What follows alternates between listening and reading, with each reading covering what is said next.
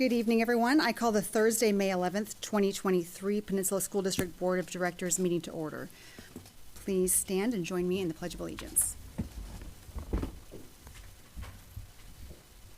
I pledge allegiance to the flag of the United States of America and to the republic for which it stands, one nation, under God, indivisible, with liberty and justice for all.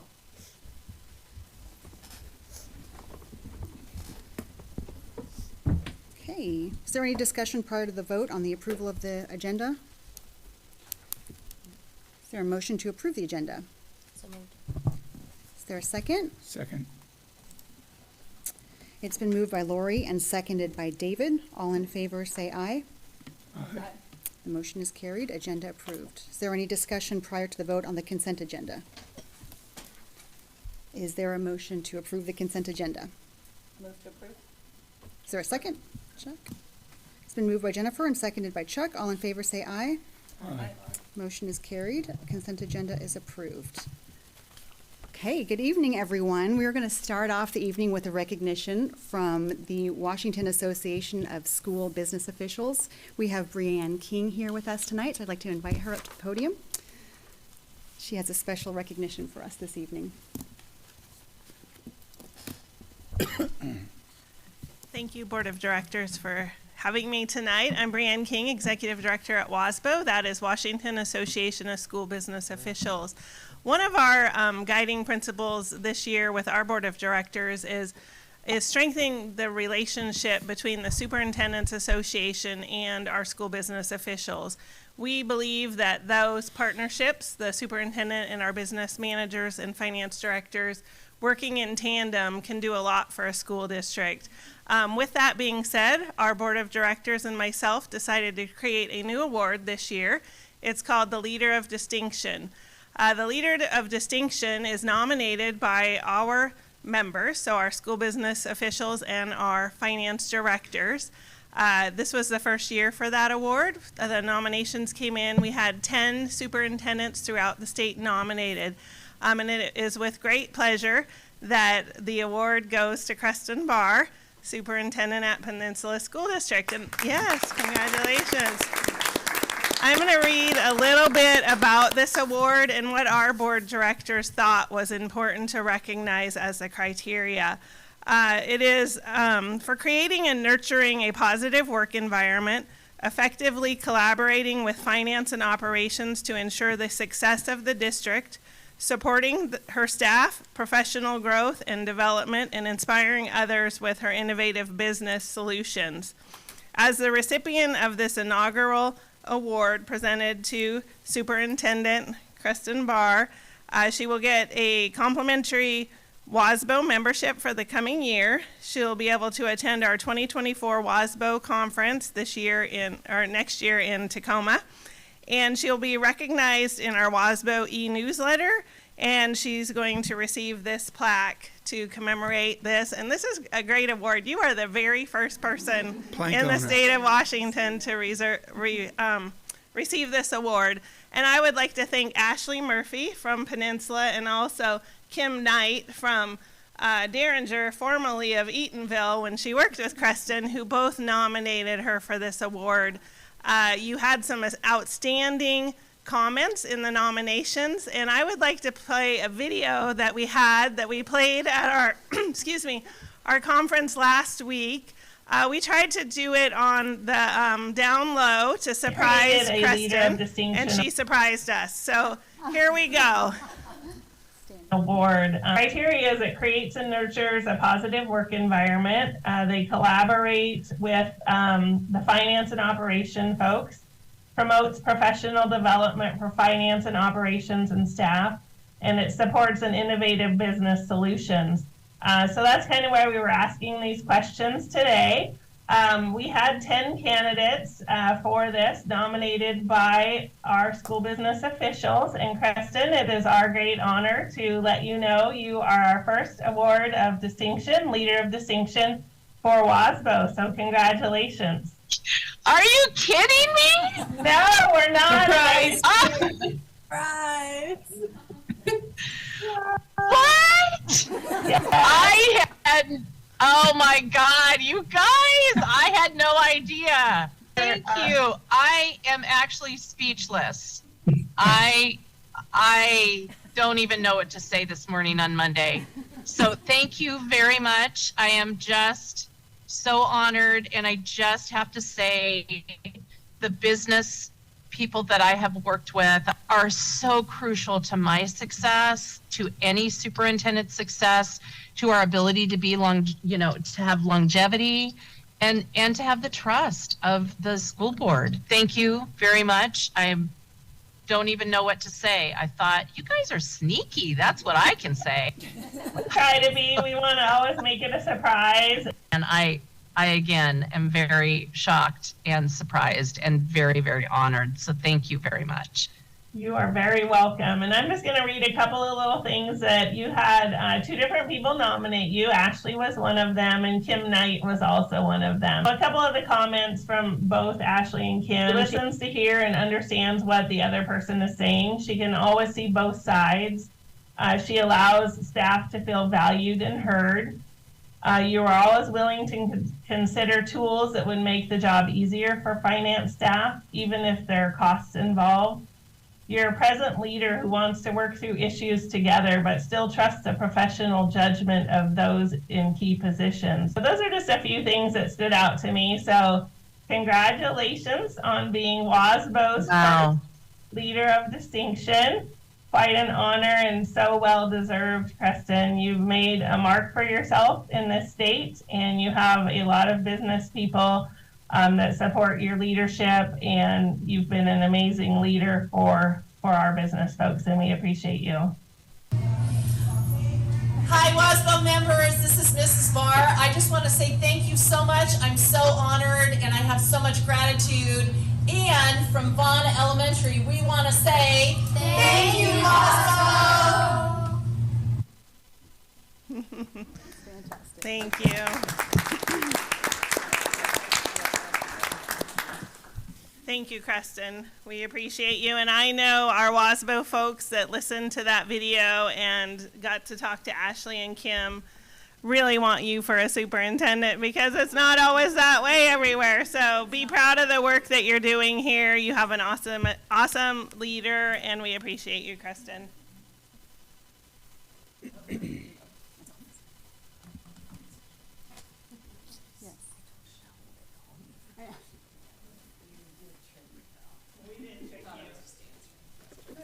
Yes, that was our ploy. Yeah. Can we get Ashley and Aaron in a picture as well? Certainly, I think her nominators. I'm sorry, yes, Kim.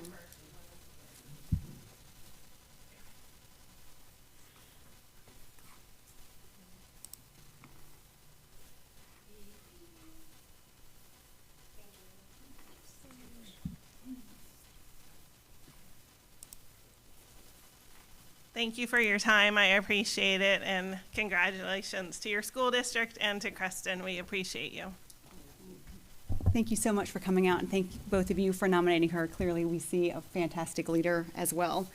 And as we're just recognizing Creston, I want to mention one more thing before we move on. Today and yesterday have been a really big day for Creston and her family. She is officially a resident of the Peninsula School District. So I think we need to welcome her and Brian. But it was something that we talked about when we were hiring a superintendent. It was very important to the board that our superintendent live in this community. But we also want to acknowledge what a big deal that is. And we know that it's been a long time in the coming. I know it's been emotional for your family. You've left behind a family home. And we just can't think of a more tangible commitment to this position in the school district. So we have a giant plant over here, and it's so bright and beautiful. We just want it to bloom in your yard. Because we need that, but there's a lot of deer here. Yeah.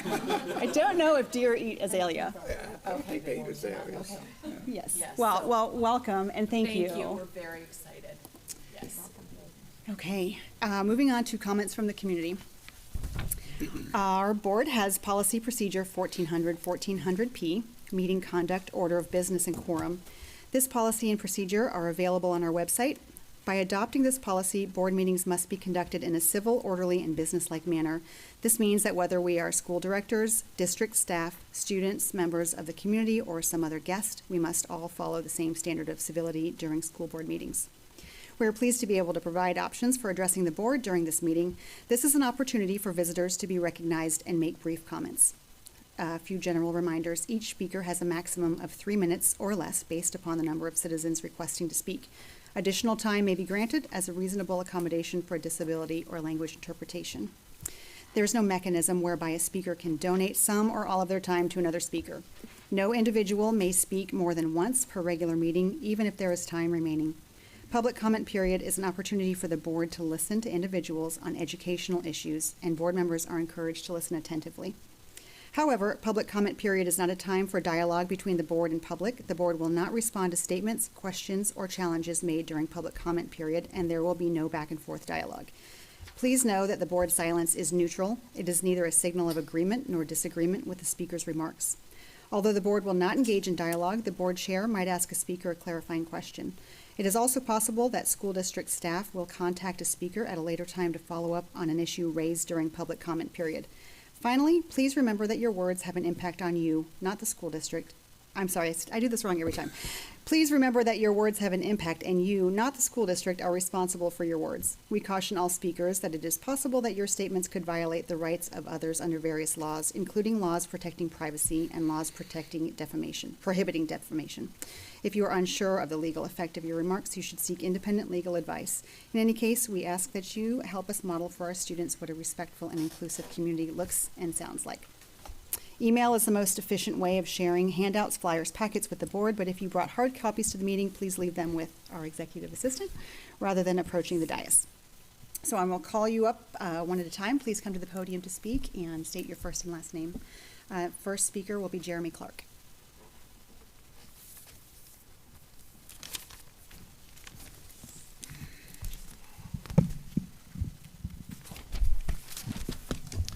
My name is Jeremy Clark. I have 2 kids in the district, and I'm here to, is this on? Is it on? Yeah. Yes. I'm here to continue discussing a HIB investigation, harassment, intimidation, and bullying in which the school board has violated its own policy 3207, specifically procedure 3207P, by failing to provide the mandatory appeal hearing to the targeted student as stated, and thus denying that student, my child, due process in this matter, which is a civil liberties violation. It's now been 9 weeks and 5 school board meetings that the board, the district, and their lawyer have refused to provide any evidence, legal statutes, or precedents to support their claims that a hearing was not mandated as part of the appeal process and that the review of the record constituted the board's hearing. In 1978, the U.S. Supreme Court ruled in Carey versus Pifus that public school officials can be financially liable for violating a student's procedural due process rights under the 14th Amendment if the student can prove the officials were unjustified in their actions. The timeline of events are as follows. On February 27th, John Helwick, Assistant Superintendent, stated the process for the next level of appeal is to contact Tanya Beatty, Executive Assistant to the Superintendent and the Board, to schedule a hearing. On February 28th, an email was sent to Sarah Hoover, Risk and Compliance Officer, disputing communication log entries provided by the district that falsely stated previously reported incidents as friendship issues, when in fact they were originally reported by my wife, specifically as bullying incidents, one of which was physical in nature. On March 2nd, an email was sent to Mr. Helwick informing him that I would be submitting formal complaints against several district officials over their handling of the current HIB and previously reported incidents.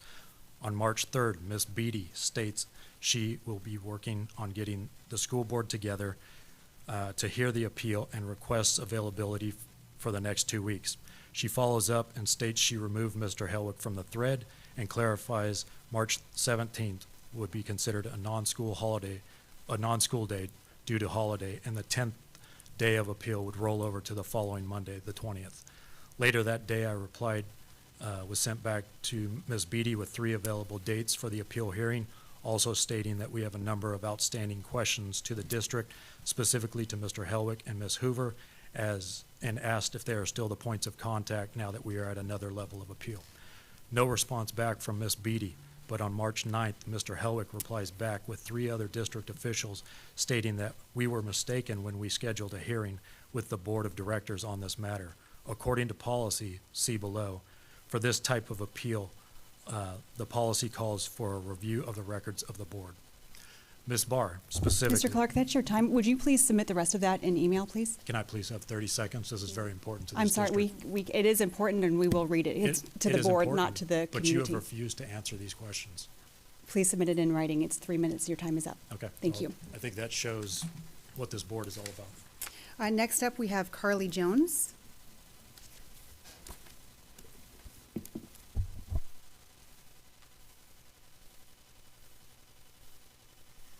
Hi, my name is Carly Jones. I was at the previous board meeting last month and wanted to speak in favor of the sex ed course because I feel like it got a lot of negative talk time, and I did want to thank the loud, angry lady that had no problems yelling what she thought was inappropriate for 11 to 13-year-olds in front of my 5-year-old, but did actually leave to a wonderful conversation in our car. It sounds sarcastic, but I'm actually true. When he asked me what anus was in the car, and we had a really good conversation about male body parts language and words people use instead of the anatomically correct. So I did want to thank her, but she's not here. And I did also want to speak about, I went to the thing after that, I went to the booth with the guy who does the sex ed course, the health class, the way he lays it all out, and it looked great. Like, I don't understand why everybody was really upset. So I want to speak in support of that as a mom who's having a child go into kindergarten at Pioneer in the fall. I think it's a great program, and I support it. I did also want to speak to, I heard there were rumors people wanted Christian clubs in public schools. I don't really support that. I believe in the separation of church and state. I do feel if you want to support Christian clubs in schools, it's important to have an Islamic club, a Jewish club, Church of Satan, all of the things be available, so it's not just singled out and one is put above the others. So that's it. I'm actually done early, so have a nice night. Next up, we have Paige Wells.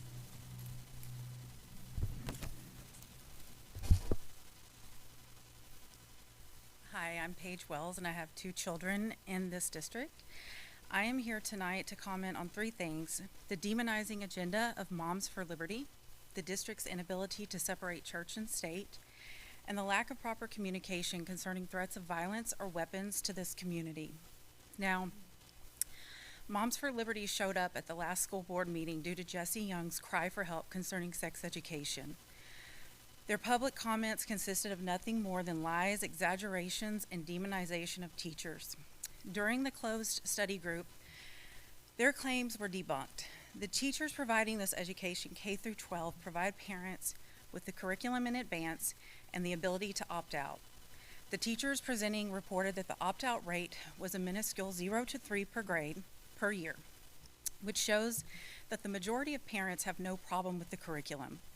I can attest to this because I actually have a child that has completed the 5th and 6th grade lessons. Moms for Liberty are spreading lies and hate, and I did not sign up to co-parent with them either.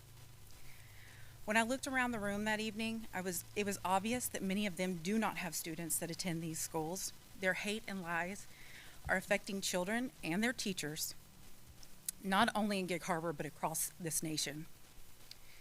Which brings me to separation of church and state. I have become very aware that this district favors Christian theology. You utilize district funds to host school events in churches while asking the community to fund a new bond. Also, you tend to only promote Christian groups across social media platforms for equipping parents with resources. While I understand that student clubs can have any affiliation, I have concerns with the Blessing Group. They are down the street as I speak, raising funds for, and I quote, money to buy these kiddos snacks. If you feed them, they will come. Since when did we start encouraging children to take candy from a stranger? If you are allowing religious influences in these schools, all groups must be accepted, like Carly stated. Lucky for us, the Satanic Temple offers their after-school Satan Club to schools with established religious groups. And last but not least, you guys need to do a better job of informing parents around threats of violence and weapons. I have watched y'all continuously ignore and give very vague and untimely notifications. Parents should not be learning about threats via Facebook Town Talk or a Gig Harbor Now article. Due to the number of threats I have learned about via unofficial channels, I question if my children are safe at school. You have great tools to communicate with parents. Use them liberally and over-communicate safety threats district-wide. Next up, we have Greg Larson.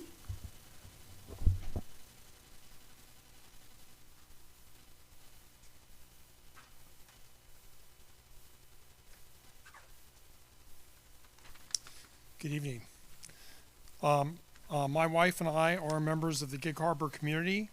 We are here today to thank you for holding the educational freedom of our children to the highest standard. Our children are the future. This board's vision, mission, and strategic plan highlight the focus on inspiring and empowering every child every day. One that prepares every child to be a successful global citizen by providing innovative, rigorous programs set within the culture of inclusiveness and belonging for students and teachers regardless of race, color, gender, religion, or ethnicity. Unfortunately, there are very vocal individuals and groups across our country, in our state, and locally that want you to be a restrictive board. Restrict learning, restrict what teachers can teach, restrict what our children can learn, restrict the books our children can read, and restrict the ability of our children to think freely. It is alarming that these restrictions appear to be largely focused on racist view, the LGBTQIA plus community, and an altered and dangerous version of the history of our country. Educational freedom is the opposite of restriction, silencing, and fear-based thinking. The board must ensure every child is empowered every day, and that we, you, actively drive a culture of equity, diversity, inclusiveness, and belonging for every child. My high school social studies teacher had a profound impact on me. Mr. McKenzie taught us to freely explore how news articles were written. What were the main points, facts, opinions, misstatements, and untruths? We learned to think, to question, to speak up and contribute, and do so with respect and a curiosity to seek to understand other viewpoints. As a class and as individual students, we learn to make informed decisions and to be good leaders in the classroom. The board is accountable for ensuring our children have the skills to think, discuss, debate in a respectful manner, and while they may not always agree, they need to be taught to be curious enough to seek to understand those with whom we do not agree. Thank you for actively embracing and driving an education for our children that is free from restrictions, where every child matters and is empowered to be their best. Lastly, our teachers are on the front line and actualize the vision, mission, and strategic plan of this board. Great teachers inspire and empower every child they come in contact with every day, and they have, in our opinion, one of the most important jobs in our society. They should be compensated and paid accordingly. A special call out to the librarians. We stand with you against selective, fear-based banning of books. Thank you for the important work you do. Okay, thank you, everyone. We're going to roll on to item 7, which is our reports for the evening. So we have tonight with us Student Services. I'd like to invite Lisa Ray, Executive Director of Student Services, up to kick off this report.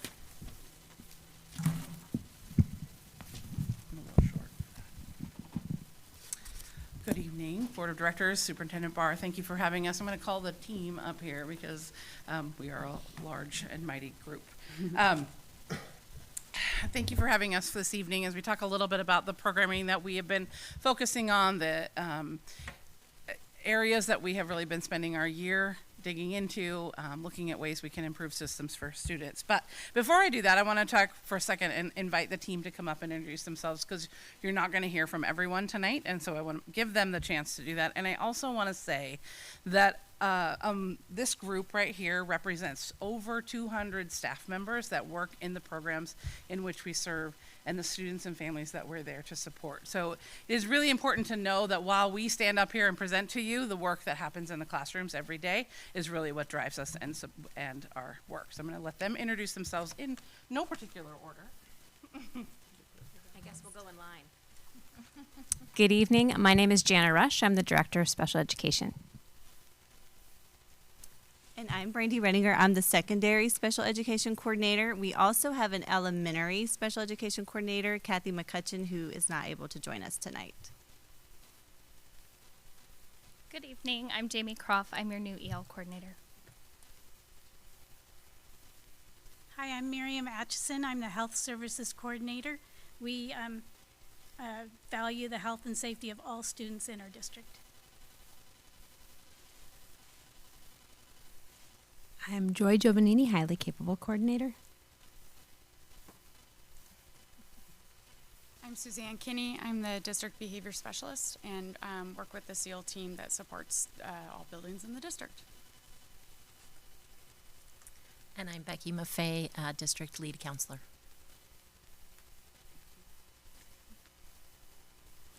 As you can see, we have a wide range of folks serving here, and I want to talk for a second about the difference in our presentation tonight. I know that you love to see students. I do. I totally understand that, and I want you to know that we very intentionally left our students that we serve out of these pictures tonight because we value that while these students might receive these services, that's not who they are. They are bigger than the labels that they have received, and so we really want to focus in on the work that's happening in support of them and that they are all general education students first. That's key to all of our work. We cannot do this alone, and we don't come in and solve the problems that a student or a teacher or a principal or whoever has, because we have to do it all together. So I just wanted to call that out. The other thing that is really important that is different about our presentation tonight is the idea that we are a community garden, if you will, and that we really do put soil seeds in the soil to help make sure that students can grow from birth to 21, which is why you have a little flower in front of you today, so help you can plant that in your yard or on your deck in this beautiful weather and hopefully remind you of the work that is happening with students every single day. I'm going to turn it over to Jana for a couple of slides. Are you clicking or am I clicking? Okay. All right. Thank you. So this slide is all about how our collective work as a group really aligns with it aligns with many points of the strategic plan, but these are the three that we chose that really focus our work: fiscal responsibility and compliance, academic excellence and the learning environment, and then community engagement and innovation. So all of the work we do, we met at the very beginning of the year and looked at our work plans and collaborated and really lined those up together, and these were the bits and pieces that really stood out to us. So this, as Lisa spoke to, our continuum of services that goes from birth to 21. So this shows where all of those services kind of fall along that continuum and how they all build upon one another to support the students in our district.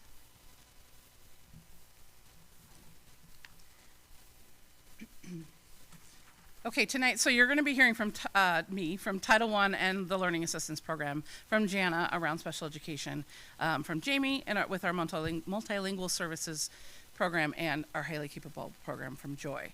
I know this might be challenging, but we would love to hold questions till the end so that everyone has a chance to speak tonight, because I know how easily it is to get focused on one or two things. So if you can, we'll focus on that, but I totally understand that that's hard to do. So.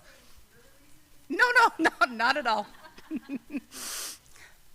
right, so I'm going to just give you a quick, brief overview. As you know, Title I is a federal program that provides resources to schools who have children living in low-income families. And right now, all of our Title I programs are centered on the Key Peninsula. They are Evergreen, KPMS, Vaughn, and Minter Creek. And they all operate school-wide programs, which is great because then they can serve every student in their building. They can serve every family. They can provide professional development to their entire teaching team, paraeducators, all of that. And so it's really important to know that part of it because it does open the doors to provide services to every student in the building, and it should be a more holistic approach to those supports.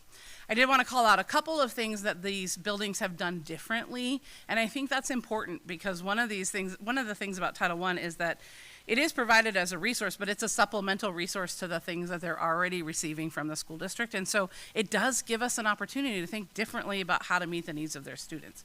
They do a needs assessment every year, and so they say, what is it that our kids need? And really coming out of the pandemic, there have been some highlights and some things that they've said, we're going to try this one more year, and then we're going to start to rethink how we serve kids. I'll call out, you can read those obviously, but I'll call out a couple specifically.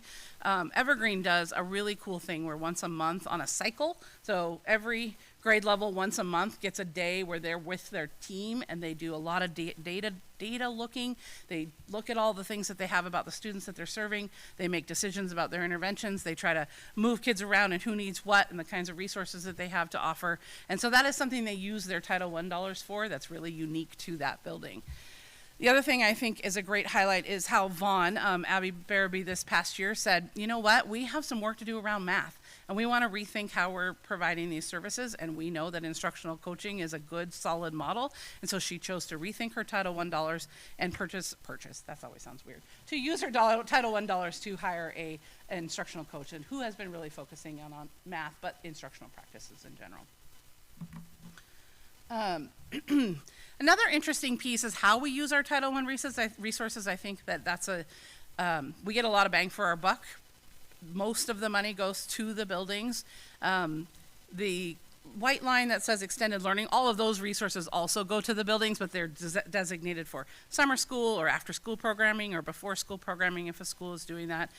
We have a little bit of our money goes towards McKinney-Vento students or students who are experiencing homelessness. And then the program administration also includes, which is important to note, all of our early learning, parent involvement resources, things like that. We have our Ready for Kindergarten program that happens out on the KP, and those dollars fund that. Going into 23-24, it is really that opportunity for us to say, what is it that we need to do to be flexible about how we meet student needs? It doesn't have to be the same. It doesn't have to be the same every year, but it can be challenging to say, I have this pot of dollars, what can I do with it? And you attach that to what your students need. I'm excited about what some of the buildings are talking about already in terms of ways they can rethink their dollars, and that's just opportunities for us to talk about that this spring. The other thing that we haven't done since COVID is really return to that meaningful parent engagement piece. Schools used to have really big, robust STEM nights and parent nights and all of that, and Title I really does live that as part of their core values, and so I'm looking forward to really building those systems again. We also lost a little of that compliance piece where you have these check boxes and you follow these timelines and all of that. That kind of got lost when everybody was remote, and so we've built some systems to get everybody back into the group for that. And following those procedures next year. And then, again, I don't think we can do this enough, but finding other opportunities for kids to extend their learning, whether it's summer or over breaks or before or after school. We have to build those systems that align. We've got great community partners, and how do we connect those dots so we can make sure that it happens for kids? So that's Title I. I'm going to switch gears and talk really briefly about the comparable program that is our state-funded assistance program, which is the Learning Assistance Program, and that is focused at our elementary level at this time. As you can see, we spend most of our money on the lap staff that are in elementary schools. We have one teacher in every elementary school. The rest of it provides supplemental resources, professional learning, and then we spend some of that on summer programs like Jump Start. That's another one. That's something else that we have provided through these resources. I always love these opportunities to look at the data a little differently. So I was thinking, what might be something that we haven't heard before? Again, what we talked about at the beginning, these students are all general education students first. So their SBA data is part of the bigger picture. They are embedded in that. But what is it about these programs specifically that's important to note? And every year, the LAP program is required to complete a annual report. And we go in every year, every time a student is served by the LAP teacher, they're coded in PowerSchool. And then at the end of that, we have to enter how many months growth they made over the course of the year. So that prints out the number of students we served and the growth they made. And I was really fascinated to see that 15% of our students are served by a LAP teacher. And it's really important to note these are just the teachers that are funded out of LAP, nothing else. So they serve You know, if there's 10 of them, it's like 57 kids a building, which is a large number of students, right, that a teacher can impact. Really heavily focused on those K-3 grade levels, and then they do also serve kids through 5th grade as they need it. But know that that was last year's report. We don't have that data until September this year. The other thing that's really important for the LAP model is that we're just part of the MTSS system. All of the LAP interventions cannot live with the LAP teacher. They all have to be part of that system. Teams get together, they look at their data on a regular basis, and they say, who needs what support? How do we build that support in? Who gets, where do they go to get that support? Who's delivering it? Every elementary school has what we call a what I need time and that intervention session. And so LAP teachers are part of that work, and they're really embedded in how they serve those students. There's a focus on K-3 reading, obviously, and then we have kind of a driver for that is that pathways document that was linked in your brief, but it is the kind of what does the data say about what the student needs and what are those skills that they have to have interventions on and what tools do we have to support them. So that's the model that we currently have. This is the data from that report. So it's a really interesting report. You see how long they've been in program, and you see how many months growth they made over the course of the year. Ideally, we have students who make a year's worth of growth in a year's worth of time or more, because that's showing the trajectory is changing. So we have work to do here. It's not showing enough of those. I want to see 100% of them in the more than 10 months growth. We're not there yet, and we have lots of space to grow. And I also think we have a large number of students who spend a lot of time in the program, and I'll talk about how we're planning to address some of that in a minute. So that's the K2 model. We do it by, it's called academic readiness, and that's really that Dibbles assessment that we do K5. And we talk about where they started and where they grew and divide that by 10 months and see what their percentage of growth. Same thing for 3rd through 5th grade, it's just a different title. We're still serving reading instruction, but the report is different. And you can see here, even less growth happens for further, their gaps are probably bigger, so they have further to go to catch up, and that is more of that work that we need to continue to focus on.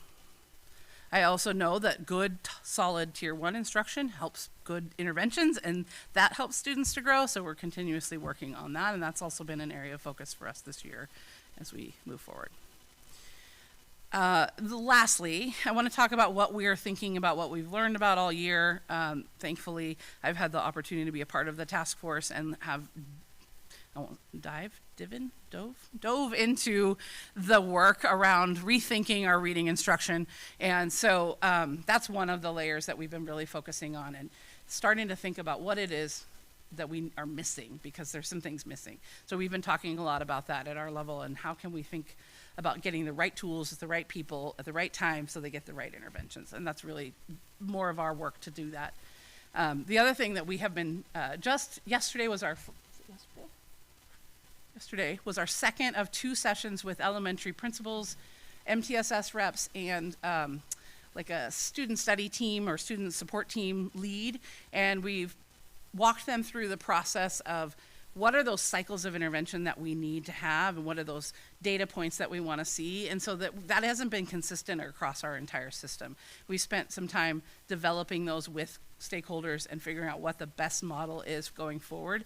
The results, the feedback we've gotten from both of those sessions has been phenomenal. It's pretty rare you walk out of there and everybody's like, I've been waiting for this. So it's exciting to see that we're going to have a system that really backs up all of the intervention structures that we have. And then really thinking about 3rd through 12th grade as a need, because that is something that we're hearing loud and clear, and we're very aware and want to do the right thing. We want to make sure, we don't want to make a fast decision, we want to make the right decision. And we know that we have students that have passed the K3 timeline that still need intervention. And so we're working on that. I hope is not a strategy, but I do believe that our systems, the hub, the resources, the structures that go along with these interventions will only shore up what's already happening. And I think that's all for me. Okay. I can take your own click. Oh, I can click myself.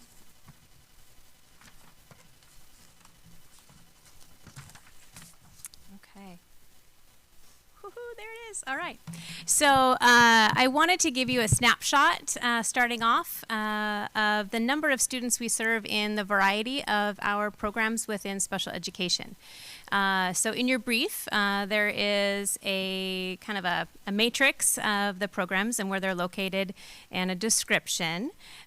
So you can match that information with what's presented up here on the data. So you can see that the majority of our students are in elementary resource or receive only communication services, which means the communication only would be served by a speech and language pathologist.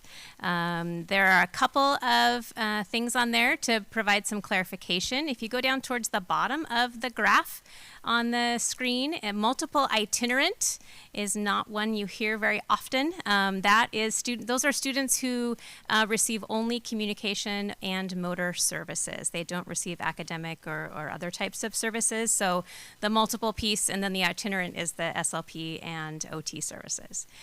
We do also serve home and private school students through ancillary services, so they're represented on the graph as well. And then we do contract for services for some of our students who attend schools outside of the district, so they're represented as well.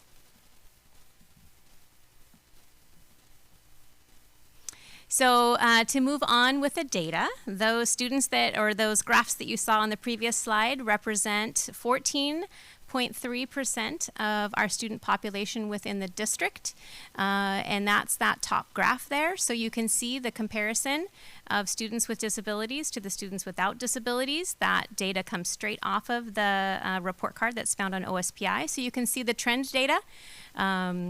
In our district, the black line at the top are students without disabilities, and the students, or the orange line or the yellow line at the bottom are students with disabilities.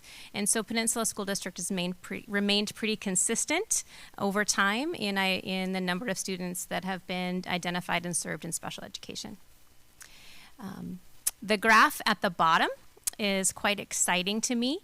It's talking all about inclusion. So students with IEPs, we have to, and the team has to decide what the least restrictive environment is for those students. And so that is designated within their IEP, and the state gives us codes. LRE1 is students who are served 80 to 100% of the time in general education. That means they are in the general education setting between 80 and 100% of their day. And so this graph at the bottom is a comparison of Peninsula School District's data with the state data. So it's a graph over time, and you can see that pretty consistently we're above the state average.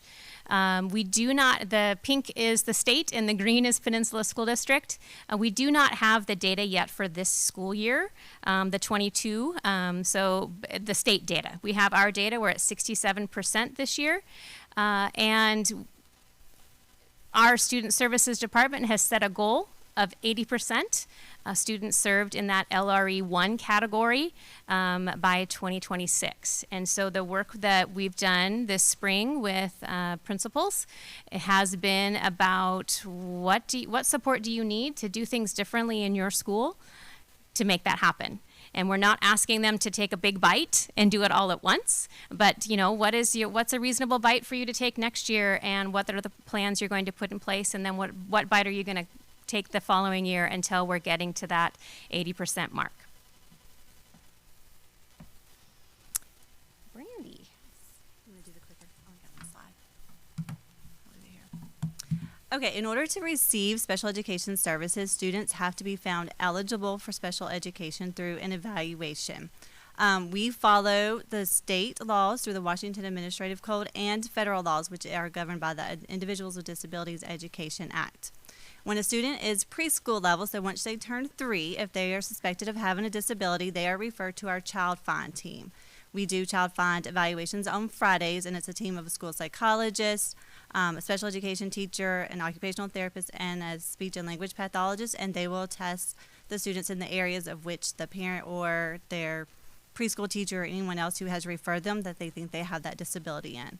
Once students enter kindergarten, they are referred to the school level. All of our schools have school psychologists that usually do the conduct the evaluations, unless it's just a communication, like articulation disorder, and then our speech and language pathologist would do the evaluation. In order to be eligible to receive special education, we have to meet the 3 prongs of eligibility.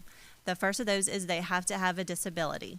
and that is determined through the evaluation process. If they come to us with a medical disability such as ADHD or autism, we still do an evaluation process because it's an educational eligibility. So they have to have a disability. That disability has to adversely affect their educational impact. So they can have a disability, but it also has to negatively affect them in the classroom, whether they're failing their classes, they're struggling to maintain behavior, that type of stuff. It has to negatively affect their education. And then the last prong is the need for specially designed instruction. And that is the core of our special education program, is that the SDI is what it's usually referred to. And that is specific targeted intervention strategies that our special education teachers use to focus on those core skills that are missing in our students. So we just have a few more slides. We have 3, and Brandy and I are going to kind of back and forth on these. Wanted to share some celebrations and how they're leading into our future planning with special education. One of the celebrations, and I really want to thank Emily Ducharme and Jennifer Butler for being part of our team, is that this year we've established a special education parent advisory committee. We call it CPAC.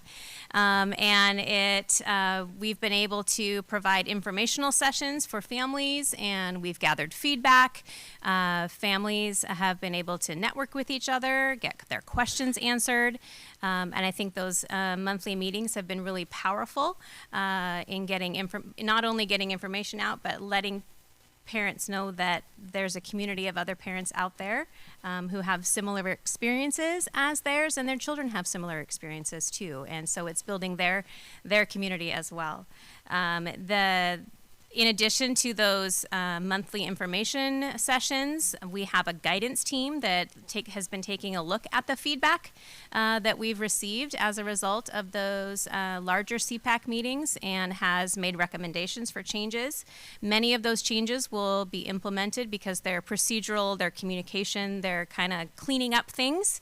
And so those will be implemented with staff as we're kicking off the 23-24 school year. But really our future plans for next year, we had our final guidance team meeting of the year last night, and we're going to keep a lot of the things the same, but just add some additional things that will help the guidance team really look at the bigger picture and focus on some larger things that they want to tackle. And one of the goals of the guidance team really is to increase the involvement of staff. So it's not just parents meeting together, but that staff voices are heard as well and are part of that process. So one of the other big celebrations is that our track program has been working on their alignment across the district. So we have 3 track programs, and those are our behavior support programs at 3 different schools, one at the elementary, one at the middle, and one at the high school level. And the work this year has been supported by Dr. Fisher and Dr. Walker, her name just totally escaped me, through the University of Washington, and they specialize in behavior. And so they've been working with our staff to align programs so that we have similar supports and structures in place as students move from elementary to middle to high school, and helped us identify some needs and been able to put some things in place, how to use the additional staff that's allocated to those schools appropriately to support students. So we're really excited about the work that the track staff and our consultants have done with us this year. And next year, our focus is going to be on that options ET&T CTP alignment. And so we're going to use the WASA support to look at those programs and making sure that we have equitable access for students across the district with those programs, and that there's a through line from kind of beginning to end that's providing consistent support. And then finally, pre-ETS. So Division of Voc Rehab, DVR, they are an agency that works with adults with disabilities that need help with employment and assistance while they are employed. So a portion of DVR funding is specific for what's called pre-employment transition services, pre-ETS up there. And this is where students who are in secondary age, starting middle school, can access DVR services early. So we contract with agencies that come into our high schools. All 3 of our high schools now have agency personnel who come in and provide instruction and support to our students with disabilities. They offer things like resume writing, support with internships, work on getting transportation. If student needs transportation to get to a job, they will figure all those out and kind of build those soft skills that students need to be employed as well. Our future plans relating to transition, we would like to expand our transition planning and instruction through our Navigance lessons. Our teachers and staff have been trained on that this year, and then we are really working on aligning our instruction and our transition goals with the Navigance and with the high school and beyond plans that all students are now having. We would also like to, in the future, hopefully add a transition coordinator. Transition is a very broad, very wide range of services that are available. So having a person who specializes in that and can bring more of those services to our students so they are successful after their education would be great. And then we would also like to create access to DDA, which is Developmental Disabilities Association, DVR, and the Pierce County Coalition for Developmental Disabilities. A lot of acronyms right there, for all of our students and families. That's our last one. Doing the handoff. All right, how do we work this thing forward? Okay, that's easy enough. Good evening. Again, I'm Jamie Croft, your EL coordinator. I should address a lot of people call, I just said I'm the EL coordinator. You'll see on the slides it says ML or multilingual. What's education without a new acronym every year, right? So the state and the nation is moving toward the term ML for multilingual learners and moving away from EL, but you'll hear it interchangeably. It all means the same thing. I'll start with, there's a lot of information on this slide. Hopefully you guys can see it. A lot of this is included in your brief as well. The data that you see on this slide is who we're currently serving in the program. In future slides, you're going to see mention of over 400 students being multilingual in our district. Those are kids who are currently in program and have since exited. But this slide is a snapshot of who we're serving right now that have yet to exit proficient on the annual assessment. So you'll see we have over 240 kids that we're serving right now.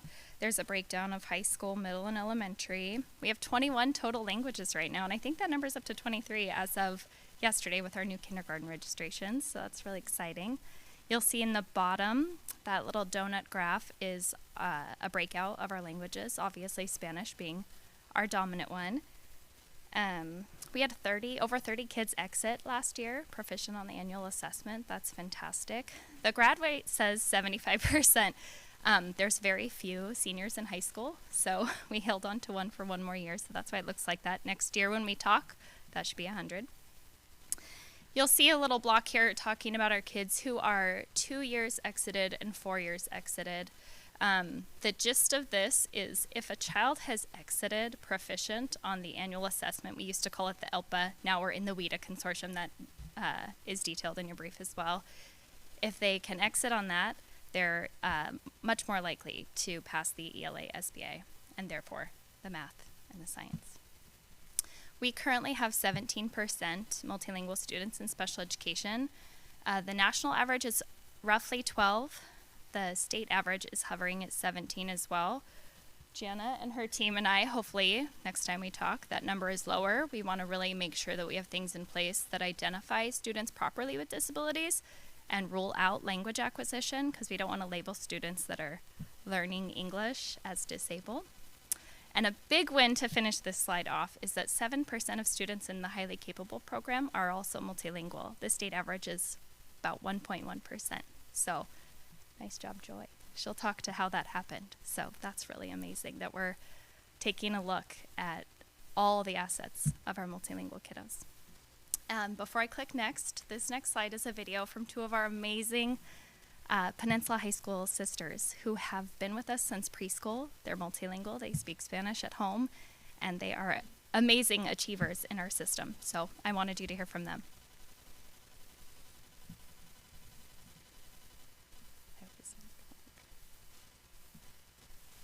had to speak Spanish at home since we were younger because, like, my dad doesn't want us to forget it because he said that he doesn't, like, want us when we're older to, like, be, oh, what are you saying? Like, in English to him.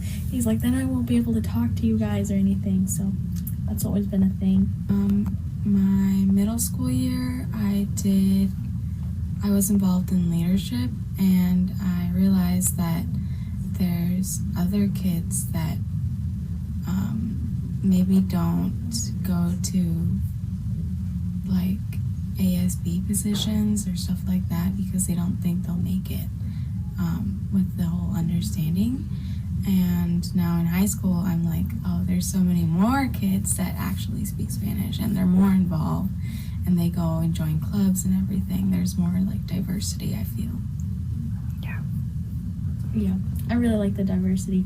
It gives like something to relate to with other people. So I remember when I was in middle school, my math teacher told me after a certain year, some more jobs are going to require some more education other than high school. So you're going to need to go to college, and not just having your college on your resume to find a job, but being bilingual would also help. The equity and diversity group at the high school has been trying to involve more events for people who are bilingual and have another culture background, to have something that like says they're here and they're at the school, and I feel like that's a great way to say like we care about you. And moving forward, like when they graduate and go to college, being bilingual will help because you'll have more. I feel like in high school you can take a test, get the global simplified literacy, get those credits taken care of, but that'll also help in college, like when you're signing up for jobs and like teaching. There's many things that some teachers like try to teach in Spanish after they've taught in English to the whole class, and I saw this last year in my language arts class, and sometimes some other kids are like, oh, they're special needs, but it's a gift that they have to be learning in both languages. I'm hoping to go to college to be an elementary teacher, and I feel like being bilingual, I'll be able to help students more in that aspect. I told her she has to come work for us. Aren't they amazing? So as you see at the bottom, Peninsula, as of when I made this, had 431 students who are multilingual. And part of our work in student services is also amplifying those assets and showing these families and kids that they're coming to us with gifts, because sometimes when they're the only one in the class, this is a predominantly English-speaking community, and when they're the only one, they feel like kind of falling back and acclimating and being just like their peers.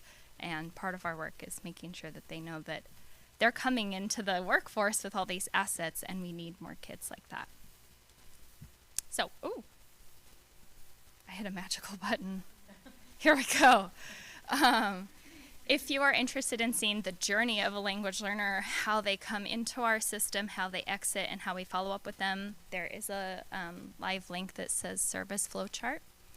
But to put it in summary, there's an inclusive 3-prong approach that we use to serve our multilingual kiddos.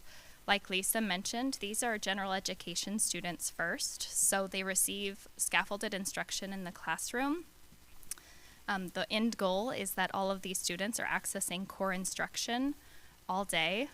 And then we also use inclusive collaboration. We have our EL staff, like our tutors and our support teacher, going into classrooms and pushing in and co-planning. That's such a powerful practice for our students. And then of course we have kids who just got here and they're newcomers and they need something extra, especially a 5th grader coming in only speaking Spanish, and now they're talking about multiplying fractions. Okay, they need some support. So we have a wonderful curriculum and an amazing team out there working with students, but it's important to note that we do not pull them out of their core instruction. This happens during those intervention blocks, and we talk about systems like that help us gain meaningful access to these kids. It's supplemental, not supplanting core instruction. And Jen and I spoke about this. I'd love to tell you a little story. Yes, last year, I remembered. You didn't have to remind me.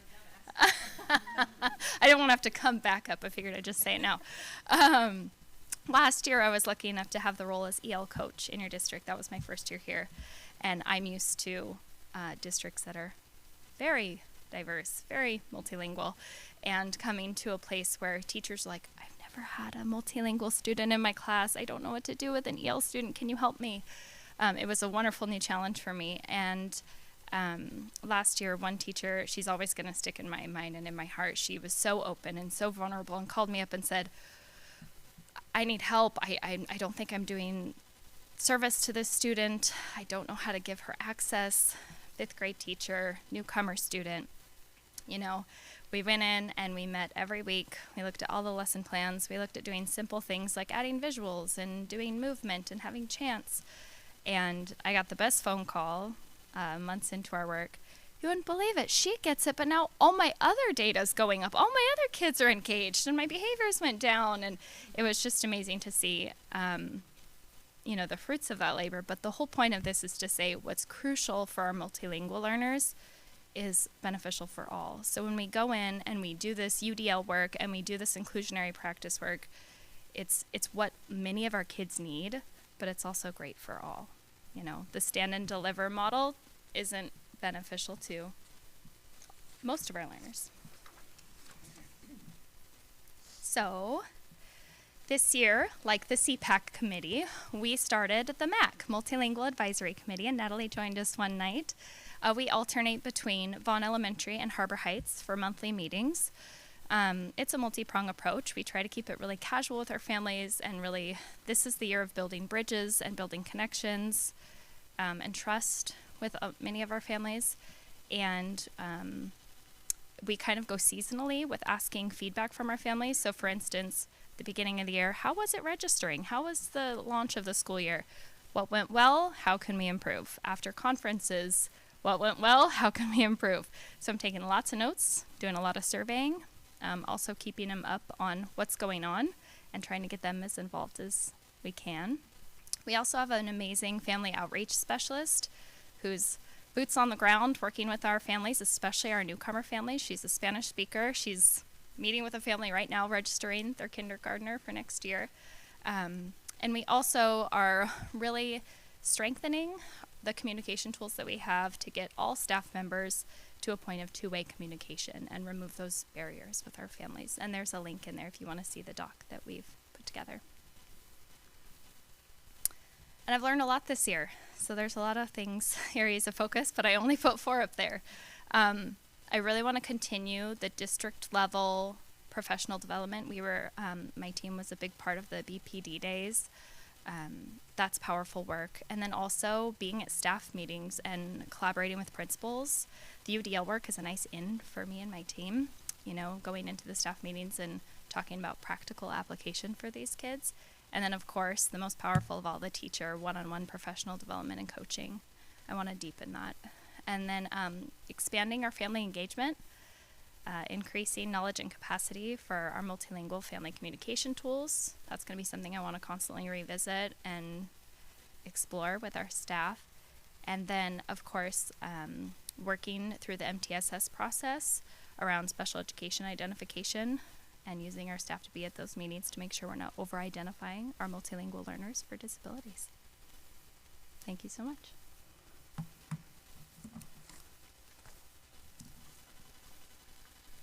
Oh yeah, this little guy, just next, it's easy.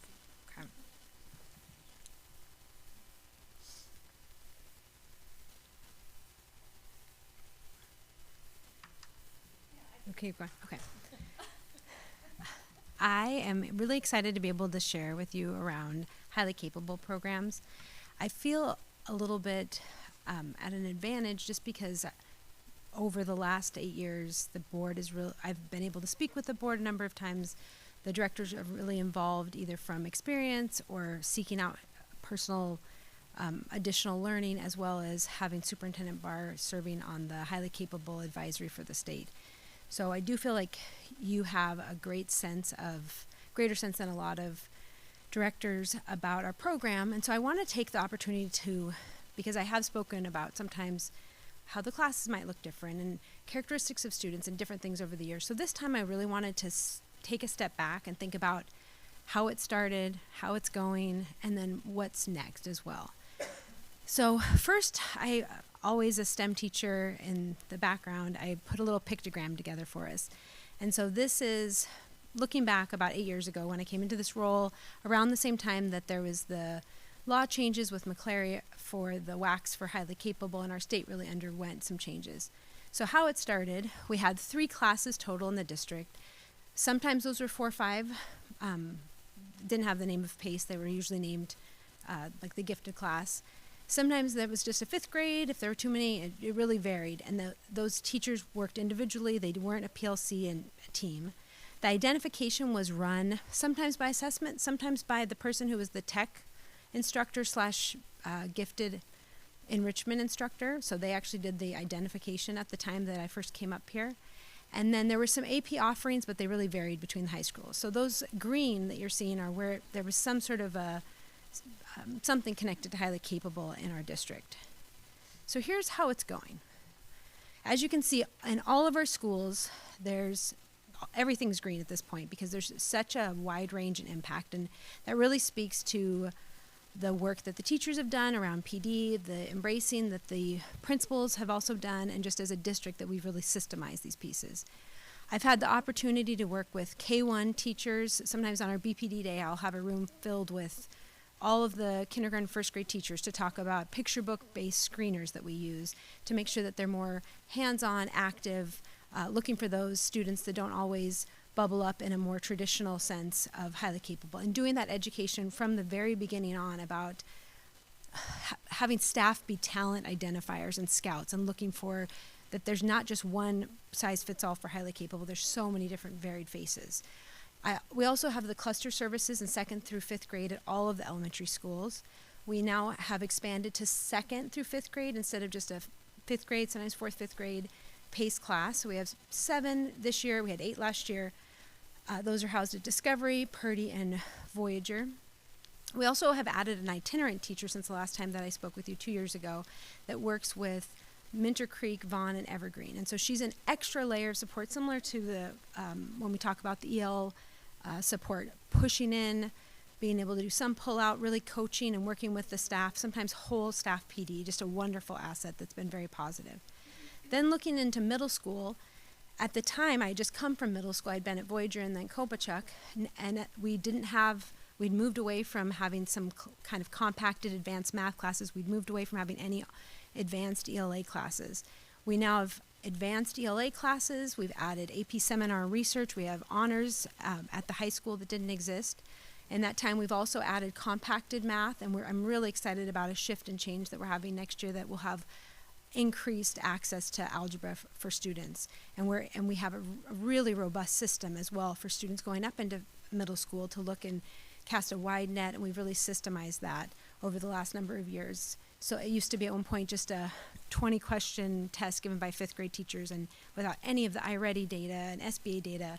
And we took what the state encourages us to do for highly capable. It's called the multidisciplinary team approach. And we've now, I've kind of worked with the team across with Dan Gregory and with the middle school principals, getting feedback from the 5th grade teachers, and then at the middle school as well for class placement to make sure that we are finding students highly capable or otherwise that need extension and enrichment at middle school. And then we've gone on to have many more college equivalence courses at the high school, and we're also looking at some of the credit equivalencies as well, and really moving into that space to make sure that there's lots of different options. And some of those also can be enrichments like CAPE or the health sciences internship and some of the really wonderful CTE electives or after school clubs. So a lot of those pieces and I think there's just more and more possibility for that as well. So those are just things I'm really excited about, and just kind of edges of, you see the green, but there's so many more things. And then at the top, I've got a couple of things that are really district-wide, which is that district-wide support, my role's kind of unique, where sometimes I'll be working with an individual, and I'm working with a teacher that, similar to the story, it was funny because I know which teacher that Jamie was talking about, and at the same time, under the current of that, I had the principal last year and the teacher saying, we know this student is incredibly bright and we want to be able to support that language piece, but we also see these artistic talents, and we understand from the multilingual team that she is incredibly just talented in the way that she approaches her native language. And so I was coming alongside and thinking about how we can expand and support that student. And sometimes it might be a kindergartner, and sometimes it's high schoolers, sometimes it's a whole team. Sometimes it's sitting down with the 2-3 team at Pioneer as they're looking and trying to think about how can the 6 teachers approach advance and extension, not just highly capable. There's so many students in our district that need to be challenged and enriched. And sometimes it's school-wide. I will be at Artendale with the entire staff with that same challenge as they're looking at their data, thinking, how can we keep kids at the edge of their learning? That works really well with that MTSS approach. A lot of districts and states look at more of a diamond instead of a pyramid or a triangle, thinking about students needing something a little different on both ends of the spectrum. And so coming alongside that, and with UDL as well, that's something I studied 20 years ago with my master's in gifted ed. So that's really a framework that's been around, and that I'm glad that there's so many great opportunities for student services within that. And finally, that multidisciplinary team approach of identification, I'm going to talk a little bit more to that, but it's really a robust process to make sure that we're identifying well. This has a lot of different text, and I'm not going to get into all these pieces, but this is really as Jamie would say, the air we breathe in our district as far as equitable identification practices. This is something that I came from Oregon, where we were able to make a program from the ground up, and we had a very intentional approach to be able to, and it was in a very high poverty district where we wanted to be very asset-based, wide range of languages, really came from the very beginning with that. So that's something I came up with.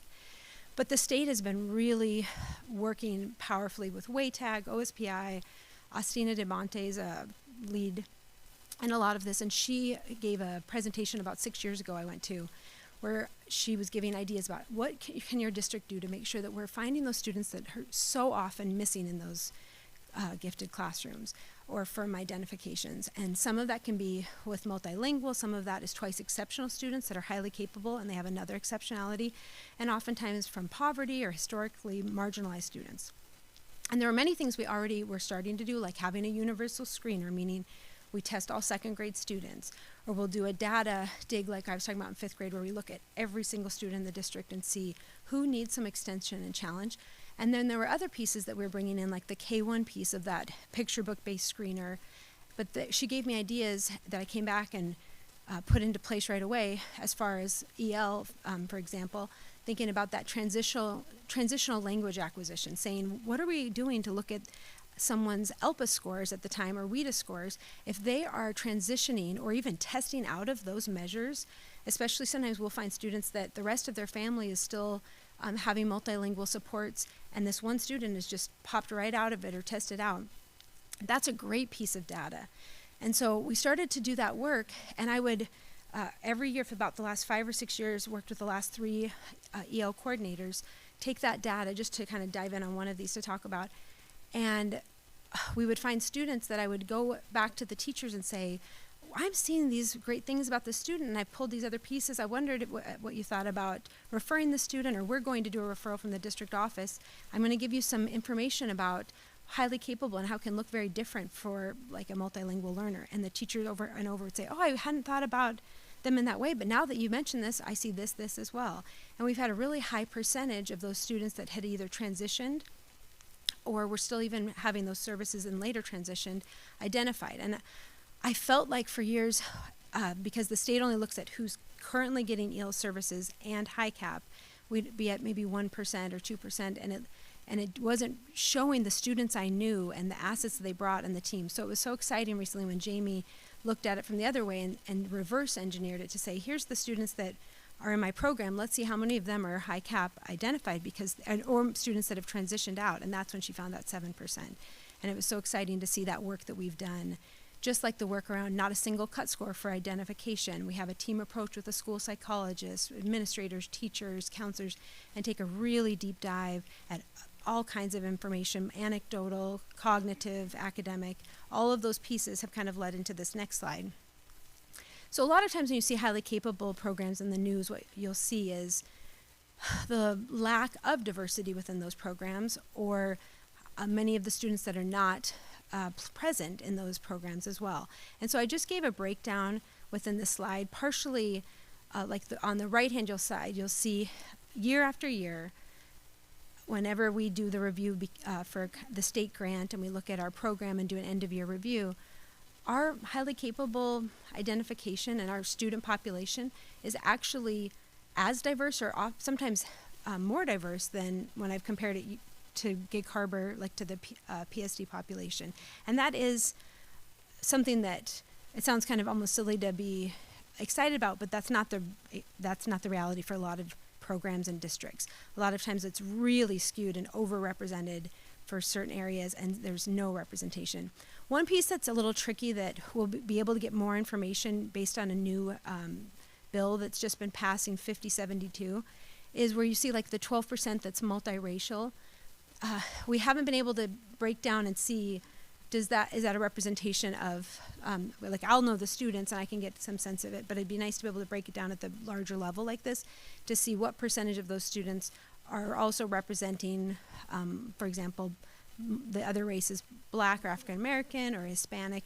And so they're going to, part of that bill is that OSPI will start reporting more specifically on areas and even breaking down some of those federal reporting ethnicities. So that'll be a positive.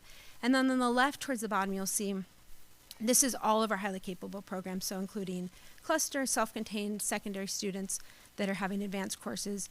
8% of our students have 504s and 10% have IEPs, and that's been pretty consistent over the years. And then the 7% we talked about. And again, that's not the average of what you'd see in other districts. And that's not something, that's a byproduct of that robust system that we put into place.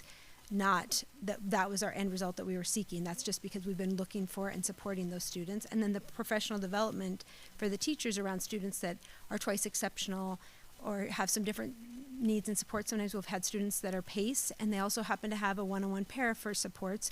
That's been some expansion of some of the students as well. So I went to the students to ask them to give me their feedback about highly capable I am services. Ridija Biswas, and I am in a 2-3 PACE. The reason PACE is different is that it's easier to pinpoint where you are. Like, there are so many levels, and your brain everybody has a different level they need to be at, and PACE makes it easier for you to find your real level. Hi, my name is Philip, and I'm in 2-3 PACE.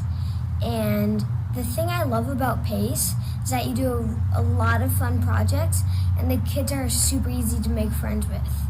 And also, PACE gives you a challenge. And sometimes you don't have to take that challenge. I like taking them because they're super fun for me, but you can go at your own level.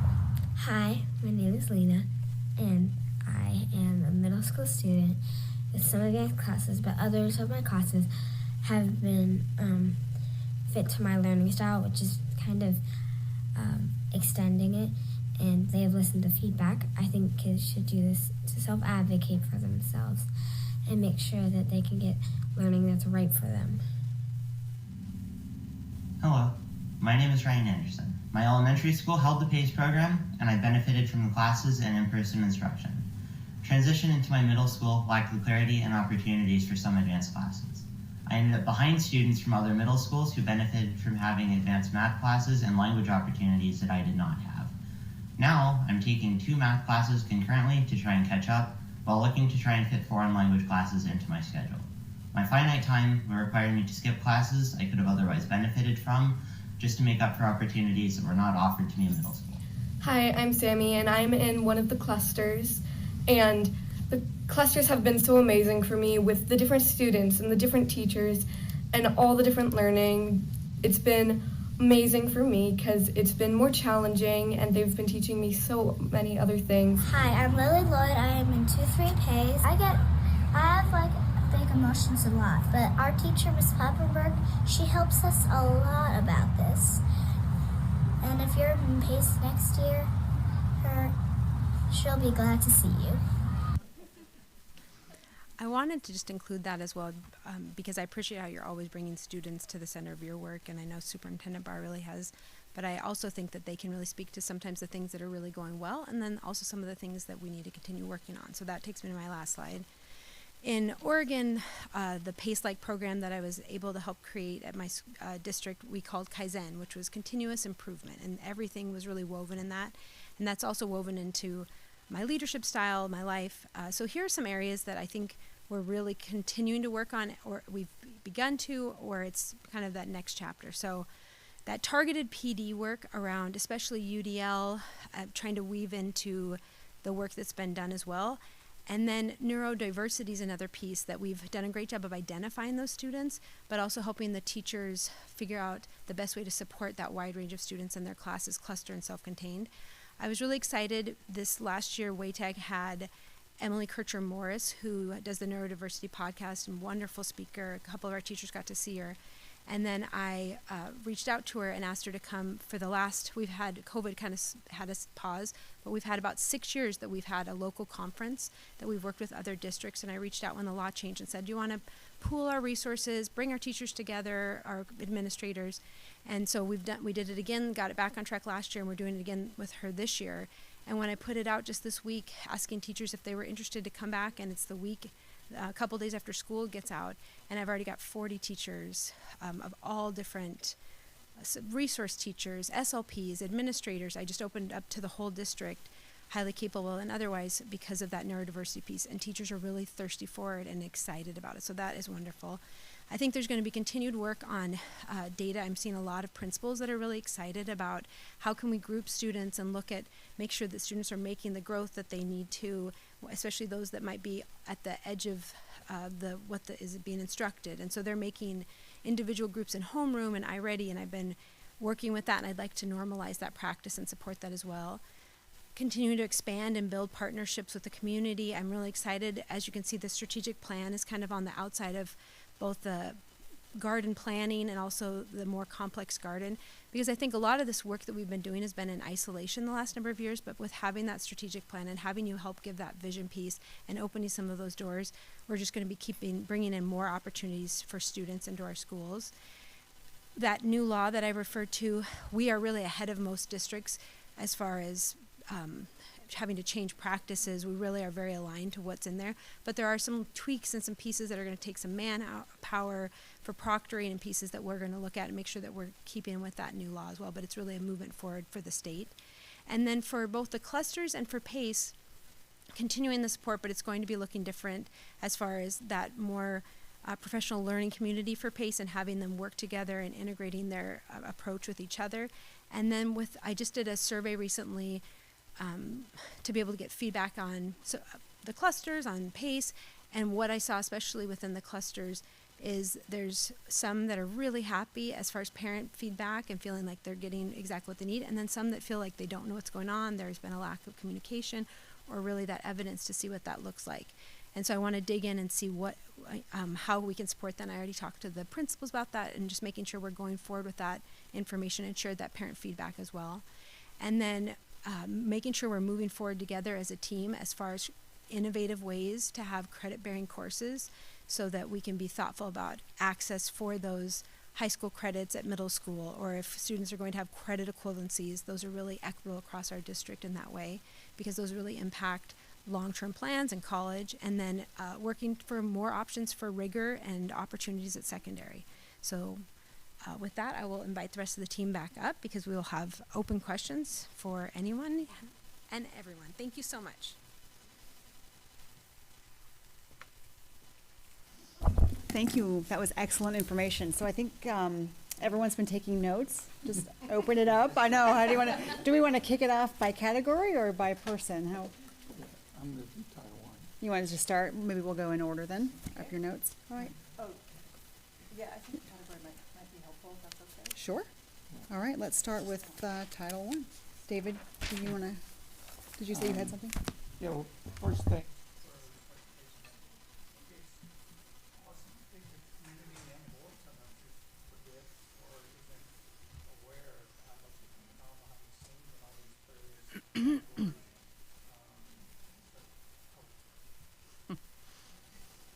But so it's just nice to get this holistic. I know that Natalie said, "What do you want to hear but I think the board probably gave her so much information, we We want to hear did. about this, and she had to limit it to what we could get through tonight. So for me, I mean, I was taking notes and everything, but one of the things, for me is Title I.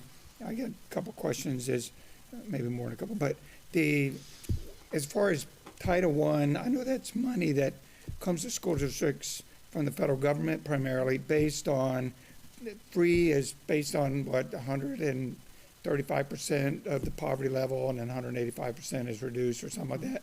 But it's based on their income level, right? And all 4 of our current Title I schools are all in the KP, okay? Where were those schools pre-pandemic? I know during the pandemic, all kids got free meals. Even you just drive up and ask for lunch and you got it. They didn't really ask questions. So I don't really want to go with pandemic, but where are we at, like pre-pandemic for those same 4 schools, and then post-pandemic? Did it go down or has it gone up, or have you been able to verify that yet? I think in reality, the needs have gone up, and the data says it's gone down because we don't have to collect those. We hadn't collected that same amount of free and reduced lunch information. The nice thing is, though, and Ashley and I just talked about this right before we came here, the Key Peninsula did just qualify this year for the community, based on the census, the community impact percentage, and you hit a 5% threshold, and then you get additional resources after that, and we just hit it. And so the good news is that'll last us 10 years, right, that we said. So that's going to help impact our Title I resources down the road as well. So regardless of what the buildings free and reduced lunch numbers are, they're still going to get the resources in the order that they are. Like Evergreen's the highest, and then it's KPMS, and then Minter, and then Bond. So while their numbers have gone down, our whole picture looks better in terms of what the resources that are going to be coming out to the Key Peninsula from Title I. I don't know if that really answers the question. Yes, they're, yeah. Yes. Okay. Okay, you have it. Because I don't know if it was during the levy discussion or other budget discussions, I sort of asked that question, and it was like, it went down, but it went down because of a certain reason, and, Exactly. Yeah. So consistently pre-pandemic, this district's poverty percentages in all of our schools, they were consistent, okay? So we saw the poverty percentage at, for example, Evergreen. It was always just above 50%, which is one of our funding cutoffs for poverty percentages. Not specifically for Title I, but for other funding sources. So Title's poverty percentage that they're looking for is 70. None of our schools hit that. What we saw during the pandemic, though, when all districts were providing free meals and nothing had to be turned in, districts still wanted to get those free and reduced meal applications turned in because a lot of our federal funding and now some of our state funding are tied to those meal applications.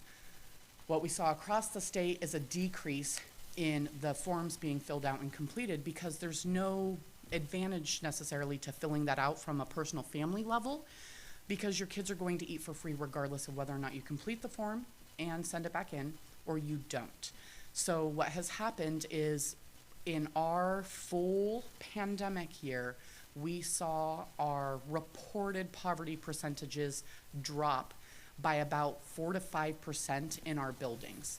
Unfortunately, when they go through and they're doing our funding allocations for Title and some of our other state funding, they do it on a 3-year rolling average.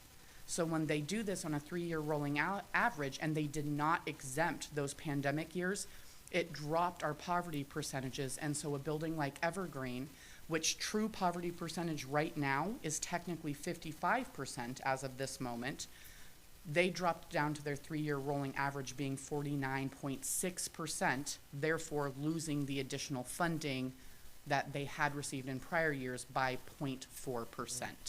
And the other buildings in our district, they were not qualifying for additional funding based upon their percentages because their percentages overall were too low.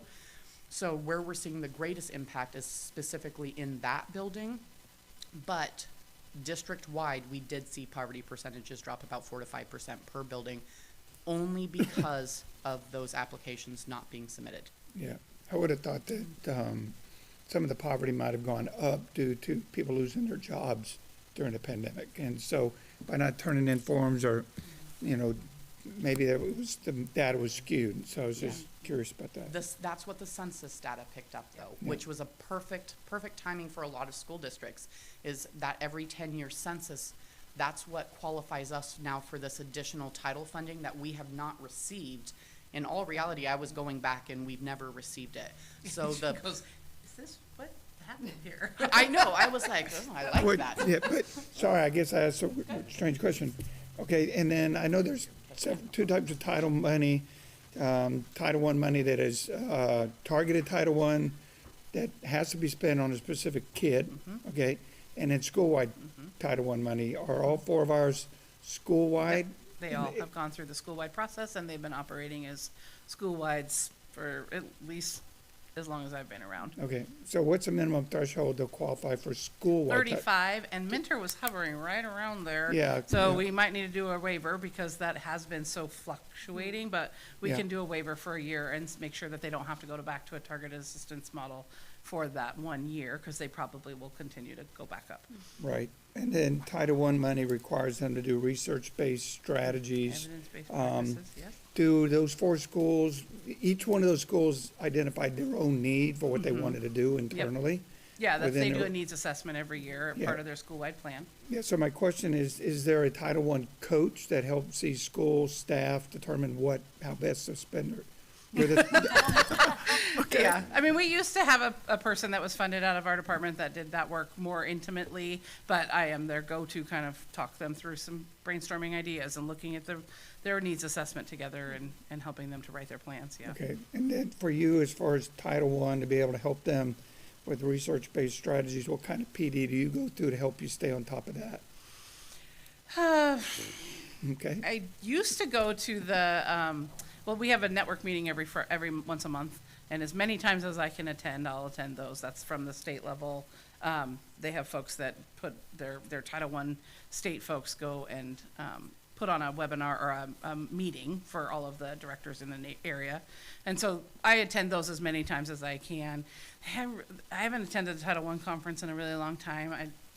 It's been a while since that has been an area of growth for me, but it's an opportunity for us to dig into, and I would love for principals to continue to be really creative about how they use those resources, because we know that looking at the research and seeing what they need and tying those two things together can really have an impact. and I know federally, in order to qualify for Title I, you need to be able to promote parental engagement. And I know a lot of these families, because they're coming from high poverty or whatever they may be, single parent home, or working multiple jobs, or so forth. What's your strategy as far as engaging those parents to make sure that their kids are getting involved, getting the education they need? Yeah, that's one of the focus areas for next year, because I do think we lost a little bit of that since COVID. I think people kind of forgot that you can invite people in, or that it's the right thing to do to have those two-way conversations, or you can pop on a Zoom and have a meeting with a family. But really, we need to rethink. I think about Minter several years ago, who had that Watch Dogs program, and they were in there every month doing events with families and having that leadership kind of built in, and that's the work that I would like to get back to. I want to help them guide that. I think there's some opportunities in the coming year to really rebuild those. Okay. Only 2 more. You mentioned at the beginning on your first slide about grant writing. So what type of grants are you able to submit? Who writes the grants? What are the grants for, and where do they go? I mean, in our school district, are they targeted per school? How's that work? Well, we write the Title I grant. That's a given, right? That's how we get that money. Right. I can only speak for myself. I think Joy or Jamie can also speak. But we wrote 2 outdoor learning grants this year and received $35,000 each to support the outdoor transitional kindergarten model. So those have been a focus area of grants. But we are kind of always looking. We've been talking about some other things with our literacy work around grant writing and thinking for other opportunities. So, yeah, when we have those moments, we look for them, we write them. I help the 4 schools who are doing, there are 3 schools who are doing the Arts Impact Grant. I helped them with that whole process and kind of walked alongside with them and did that as well. But it's really what is that we're trying to accomplish and how can we find those resources. Okay, and then the board earlier today we were just talking about our strategic plan. And I know, through the SIP, so through the budget discussion and other conversations we've had over the past couple months, all the presenters always lead with strategic plan. But my question for you is, as much as possible, how is the strategic plan helping you to guide you in your decision-making process, if at all? I think it absolutely is, and I will say that I will hopefully speak for our team here in 2 ways. One, in terms of our work and our daily kind of how are we spending our time, what are our efforts, we started our year by laying out the strategic plan goals and then writing on our work plans what we were focusing on. We can't do everything all at once, so we were like, what are the kind of priorities? And it was amazing how much of the things, I'm posted like they were posters, amazing how many of the things that were aligned to the work that we were trying to accomplish to help achieve those goals. And so that's really cool. We had a really lovely, robust discussion about the layers of support and the kind of this idea around the head and the heart. There's this we really want to get into the work about helping staff feel effective and have the tools they need and changing hearts and minds about how we do the work we do. And all of that was reflected in those work plans. So that's one big piece. The other thing is everything around sense of belonging and access for students and being a part of the experiences in schools is the work we do. We're talking about inclusionary practices. We're leading the work around universal design for learning, which provides access points to all students. So every single one of the folks that stood up here has a layer and a line that directly connects. So I don't think we could be doing this work as effectively without that as our driver. It really is driving all of these other pieces. Yeah. And it's hard because I think we all would love to just get in there and do as many things as we can.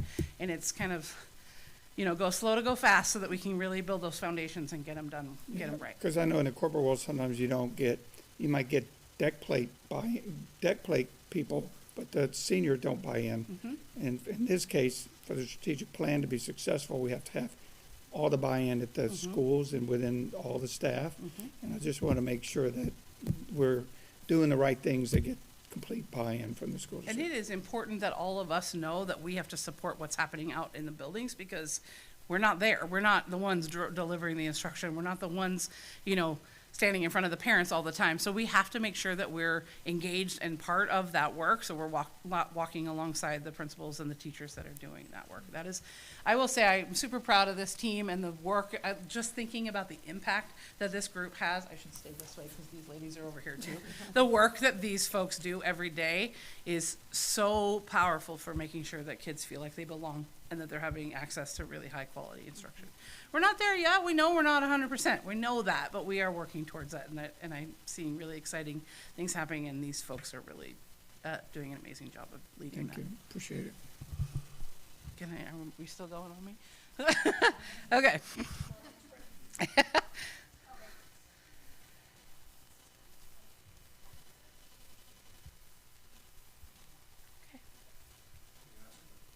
Okay. A lap. Oh, I'm not driving this side.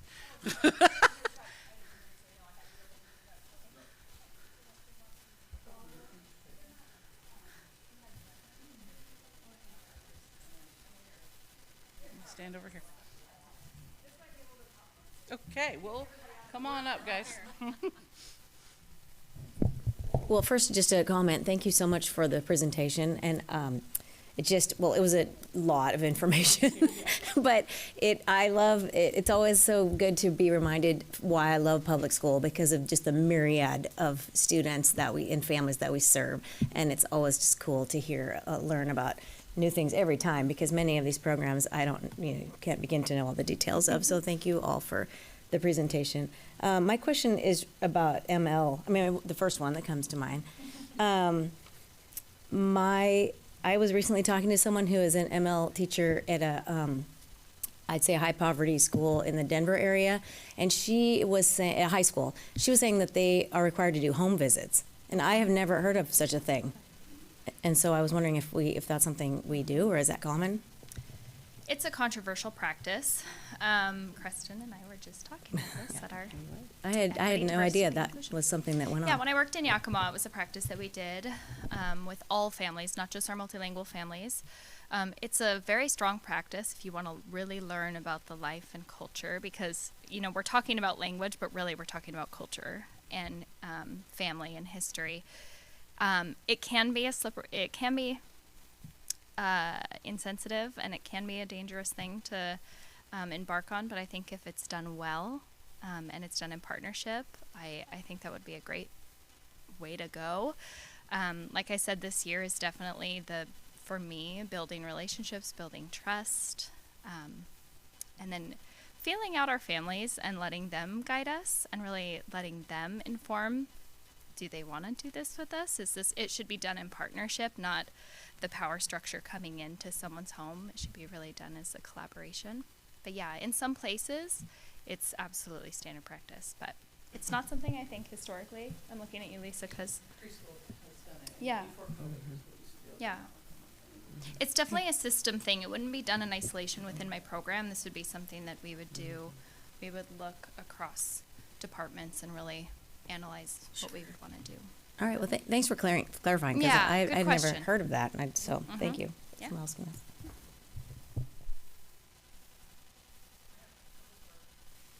Yeah, for you. Thank you for telling the story. Yeah. That I really appreciate that, and I also really appreciate Joy. I really appreciate between the two of you, the idea of the reverse engineering in a way to identify the highly capable EL kids, because that does not surprise me at all, right? That our kids that are multi-language students, particularly those that quickly accelerate out of the program, would not surprisingly probably exhibit a lot of those attributes of the highly capable. So thank you both for that communication to get that 7% number, and I just huge kudos. That's really fantastic. Because we're in the SBA window right now. Bring it on. Well, yeah. SBA, so we're in it. I mean that. Can you just describe a little bit about what the SBA looks like for multilingual students? Solid question. Also, I want to direct your attention in the brief. I didn't want to bore you with like more acronyms and charts, but I did include the fact that we're in a new consortium called WIDA. So you hear me saying WIDA. Previously, you heard ELPA 21. I'll just represent a whole bunch of new letters. What does either of those mean? ELPA 21, we have a standardized assessment that our multilingual learners take every year. We come before SBA, so we finished in March, and it's across the nation, and we used to use ELPA 21, but we finally hopped on board with WIDA, which is kind of like the Common Core of multilanguage. It's like the gold standard. 41 states use it. It's also a set of standards in professional development. It's a different test, so it's hard to compare apples to apples this year, but once the data comes, any minute now, from our most recent one, we'll be able to compare. But with saying that, SBA, like I said, they're general education students first, so all of our students take the SBA that their peers take. The only difference is if they're a newcomer, if they're within 1 year of moving here, they're exempt from ELA. Just kind of makes sense.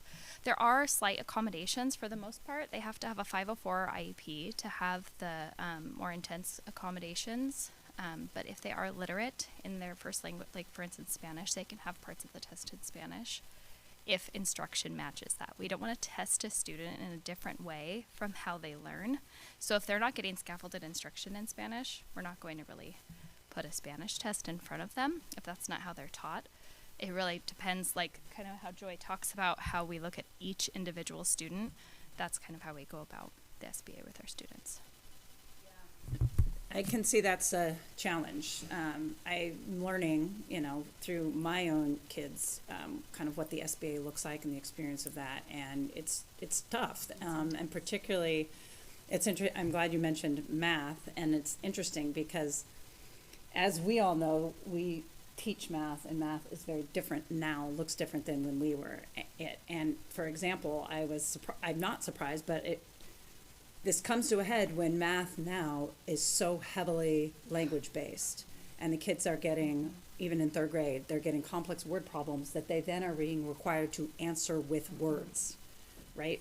So this speaks to our multilanguage learners, it speaks to our literacy program, it speaks to everything about the foundational, how much that language is foundational. So, you know, I've been glad to hear 1 year out their exam, but it certainly seems like it really struck me how even in math, like it's still a reading test. It's huge, yeah. So I think I really drive this home to teachers and especially our families that when they're new to English, this is a growth measure. If we don't pass every component of the SBA when we're still acquiring English, the math and science test is also absolutely a literacy test, and it's at or above grade level content. It is rich. I used to be a third grade teacher, so I had to do this test every year, and it's cumbersome. The good news is, Joy and I, we share an office, so we geek out on data all the time. And we track things like the SBA, but more importantly, we track DIBELS, iReady, what's happening in the now, and we're watching. We want to see a steady growth curve. It's when we see the plateau or a drop that we go, okay, what's going on here? So as far as our emerging or our newcomer kiddos, the SBA, we're just looking for growth. And luckily we have a lot of ways to play with the data and look at numbers and make sure that color is changing every year for them and they're moving up the scale. And the likelihood, if they pass the WIDA test, the English Language Proficiency Test, it measures reading, writing, listening, and speaking. It is very rigorous. It's very difficult. The writing component is big. And if they can pass that test, they're very likely to pass the SBA because it's very aligned with Common Core standards and things like that. So it's a data game for us. It's a matter of just really keeping our eye on the kids and engaging with teachers. So these kids are taking the WIDA, is that Yep, right? W-I-D-A. And then they turn around and they're getting another test? They sure are. Yeah, I know. Ouch. It's a lot. Okay. I just want to tag on to the testing question though, because I think it's connected. So let's say you have a PACE 5th grade multilingual kiddo taking the SBA. So where is that growth measured? Because I'm assuming there will be growth, but it might not be in alignment with the other 5th grade PACE students. So how is that reflected, I guess, on our overall SBA scores if you're looking at our district report card? It's tricky because Joy kind of mentioned this. Like when I showed you my first slide of our current snapshot of our EL program or ML program, the state, if you go on the report card, that's only the kids that we're currently serving. So you don't really get counted for those that exited. So the data doesn't look great because it's most of our kids that are needing those services. They're either emerging or progressing English learners. Those that have exited out are typically the ones that we see in the highly capable program. There's a very small number that are still served in EL and high cap. But it's interesting because I try to avoid in my program the overarching state report card data because it's not indicative of the student's whole story. And does that make sense? So there's a difference between all of our multilingual students and those currently served. So it's a matter of looking at the individual. We keep really detailed rosters of every school, every kid, all of their data, and just tracking the growth. Yeah.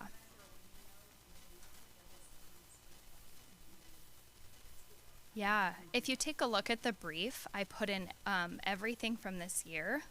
So you can take a look at fall to winter growth in all the literacy components, K-12, and some SBA data too. So it's kind of, that way you see what I'm looking at all the time. Yeah. Does that help? Okay. Can I add something? Yeah, please. So this is a little bit less with the SBA part of it, but more for class grades and placement, especially when I think about secondary. So to your question, when you have a student who is highly capable and they have some major executive function pieces that they're needing some accommodations and support, or they might have, so there might be some 504 pieces with social emotional or with just so many different personalities, or a student who is the other exceptionality is ADHD or whatever those pieces are. That's been definitely coming back to Lisa's head and the heart that we talked about, having those conversations at middle school with administrators and with teachers, and a mind shift of if the student grade wise is going to be having some missing assignments and having some accommodations, but the most appropriate place to be able to support their thinking and with those accommodations to reach their extension and to keep them engaged is in that advanced math class or is in that advanced ELA class.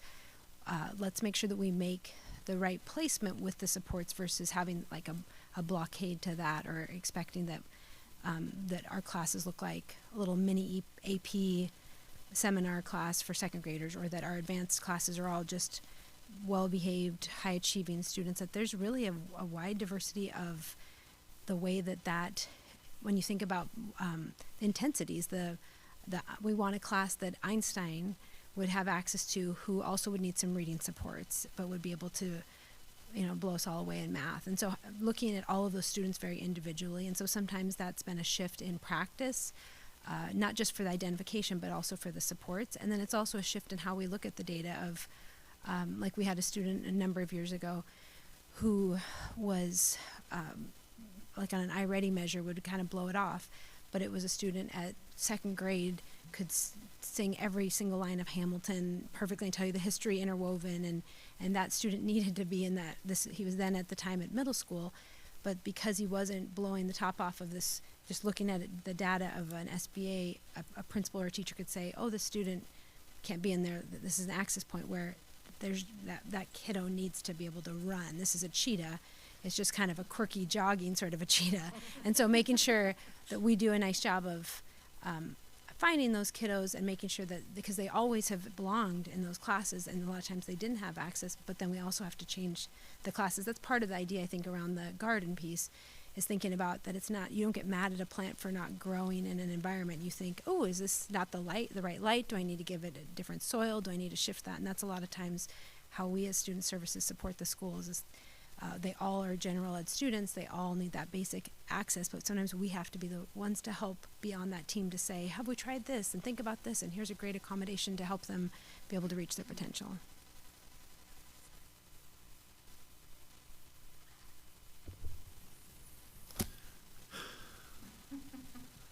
I guess I got to start out with a little bit of a story. I grew up very poor. My dad was an alcoholic. I moved around from school to school, in and out of my grandparents' house. So I struggled.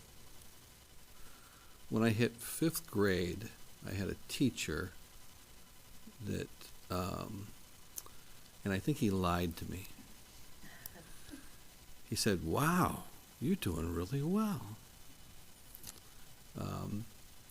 And that encouraged me. And it pushed me, and I did straight A's for a while, till we moved, and we went on.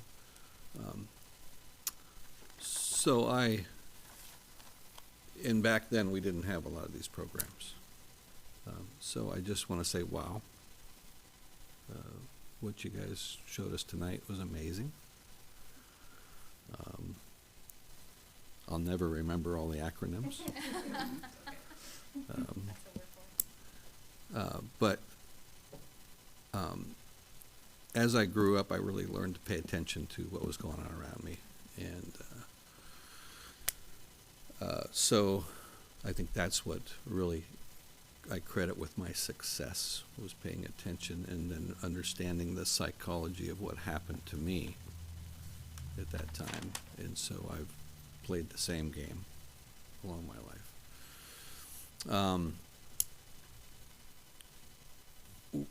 And so that's kind of my story. And I just want to say, at one point, watching the girls from the English language, one of them made a comment that kind of bothered me. And she said something about a counselor who said that she had to go to college to be successful. And I don't think that's true.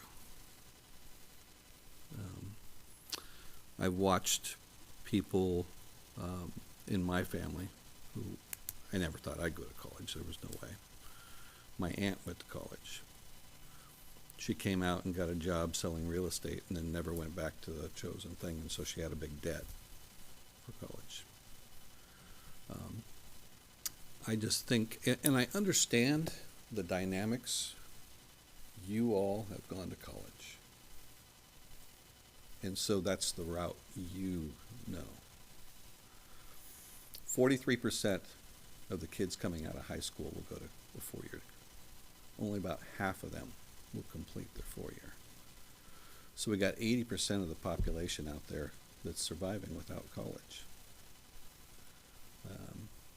And what we really need to teach them is motivation to really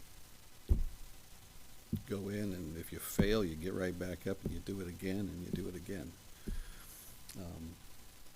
And so I had to say that I think we need to teach people that they can succeed in life doing whatever.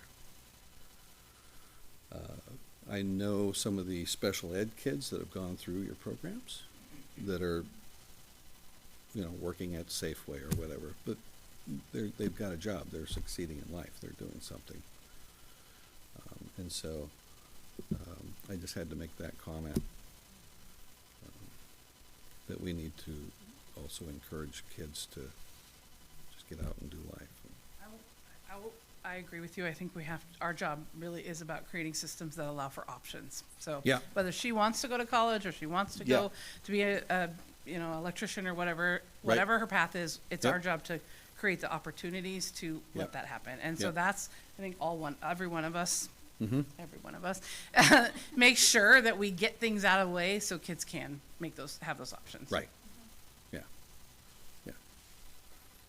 Thank you. I need to clarify, she didn't say it was a counselor. Oh, it was a math It was teacher. not a counselor. Oh, okay. Okay. And if you know these girls, their family is very like That- college. Okay. I just want to clarify that is not the view of counselors. Okay. Okay, that's what I thought I heard, and I just wanted to, I cringed. But thank you. Thank you for all you do, and we realize you have this wide spectrum that you serve, and it's great. Thank you. Just a couple of questions.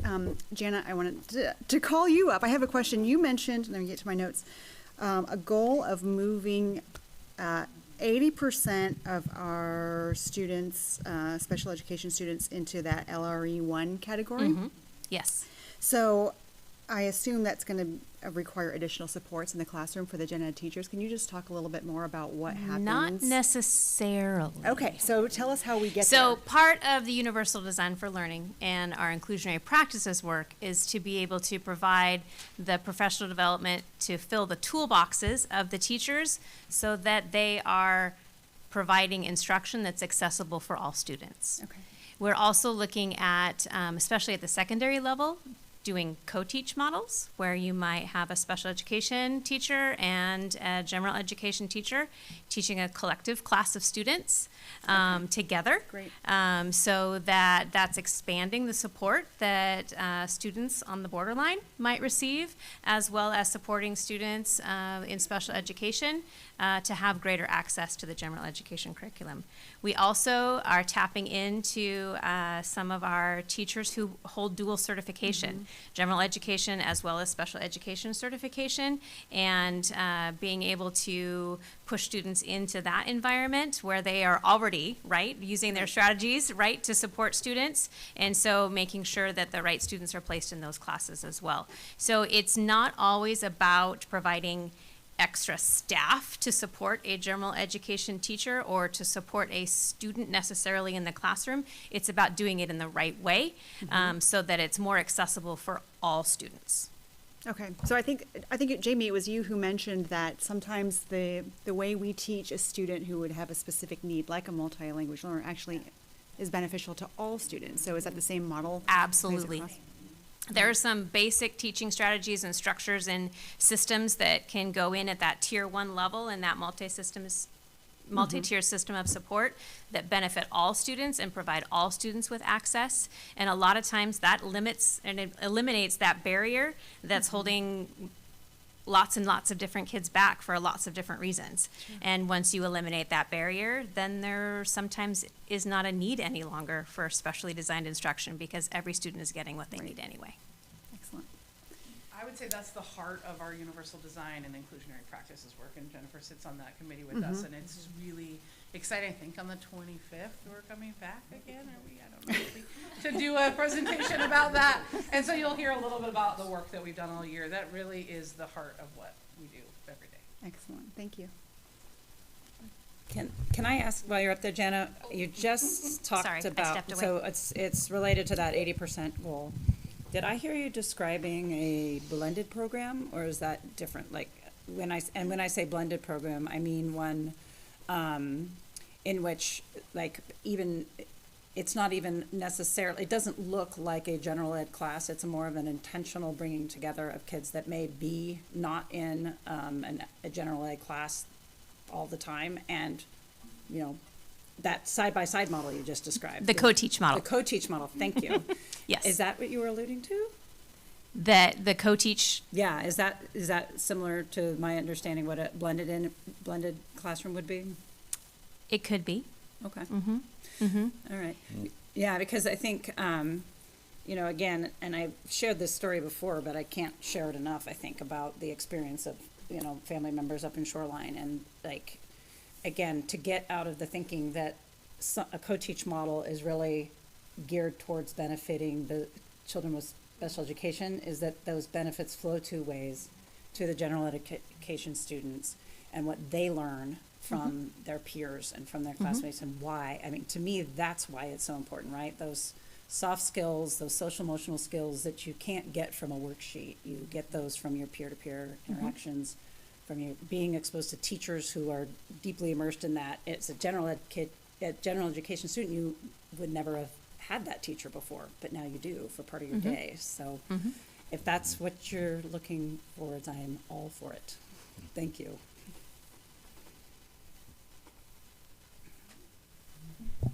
Yes, this is, I think, a question for Joy. Oh, your turn. And you may have said this and I missed it. What is a cluster? Oh, yeah. As it relates to the highly capable program. Yeah, you're totally it. So we actually use that, and so Jamie might speak a little bit towards EL as well, but in that, and it kind of relates back to what we were just talking about with sort of a blended model as well. There's the total cluster grouping as far as highly capable is where it comes out of for Purdue. And they found that, I was just thinking as Jennifer was talking, the overlap to it, that when you have fourth graders, let's say at Swiftwater, and you might have 6 at a large school like this, let's say you had 6 students that were highly capable. 2 of them are in reading, 2 of them are highly capable in math, so they've already been identified that they need some extension in those, and maybe 2 of them wanted to stay at their neighborhood school, and so they're both air and aim. So you have all of those students. Instead of just scattering those across, let's say, 3 classes, and having just a couple of kids and the teachers having that wide range, when the schools create their lists, they intentionally look at having those students in a class together. And it's not supposed to be a gigantic group at a larger school. Really, it's kind of ideally 3 to 5, but the research out of Purdue shows the same thing, that by having those students together, it narrows the range for the teachers, and it actually benefits students in all the different classes as well. And so those students can have some extensions. The teachers already really got it to their mind. It's not just 2 kids, it's 6 kids, that some students, and maybe even others that are high achieving or need an extension, are going to need something else. And so you're really thinking, what do I do if the students don't know this? How do I support that? What do I do if the students do know this? What are the plans of what that might look like? And that really gets embedded into everyday work. So they can work together at times. They can have a different journal prompt, or they might have a different reading book in some sort of a lit circle. So there's just a little added intentionality. And sometimes the misunderstanding is by doing that, and then you can also focus sometimes our services as well, like for push in and pull out.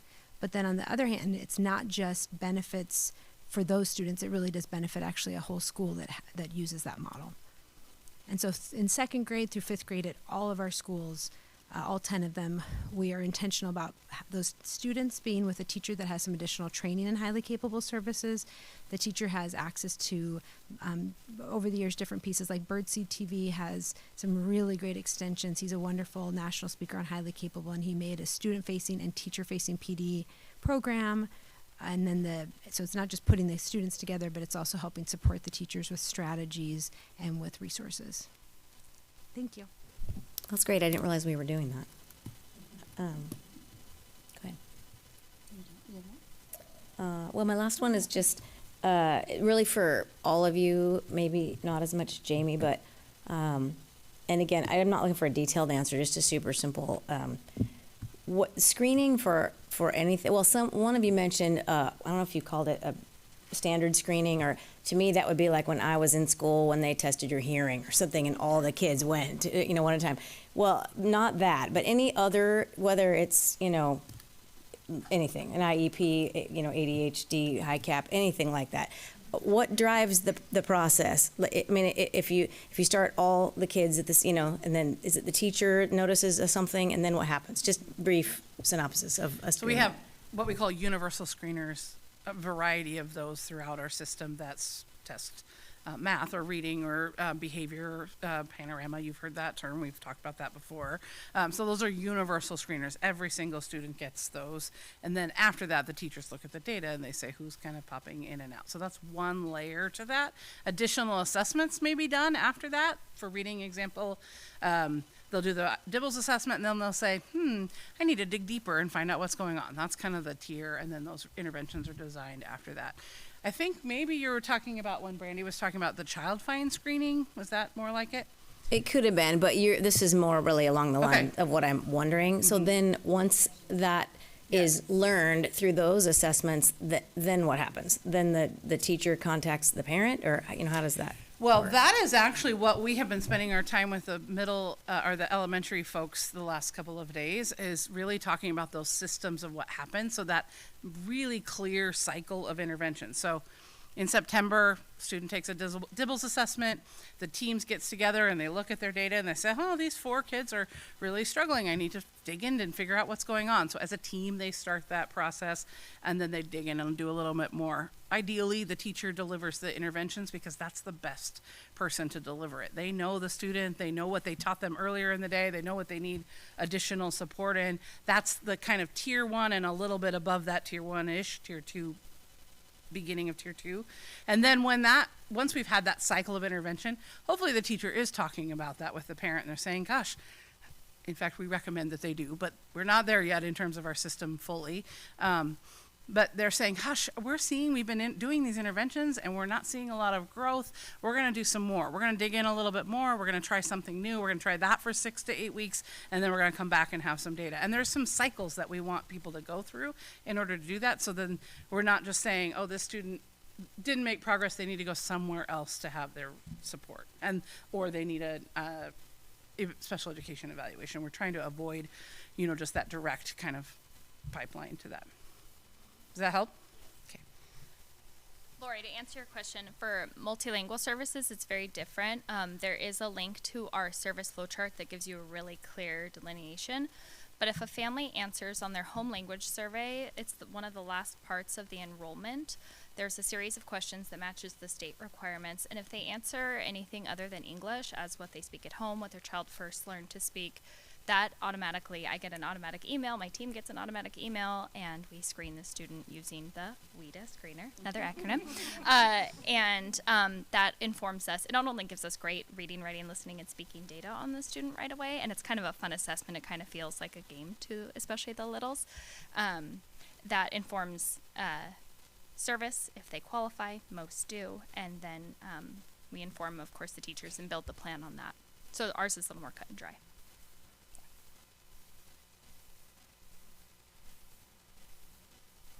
One more for Joy.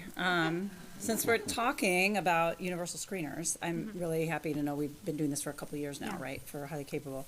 Can you talk about what goes from, so you have, say, identification, but then the decision to enroll or not in the program. One, have you noticed what drives those decisions? And then second, I've been curious about this for a while, have you seen an impact of Pioneer on that school and the people's decision to enroll in the self-contained PACE program? Yeah, sure.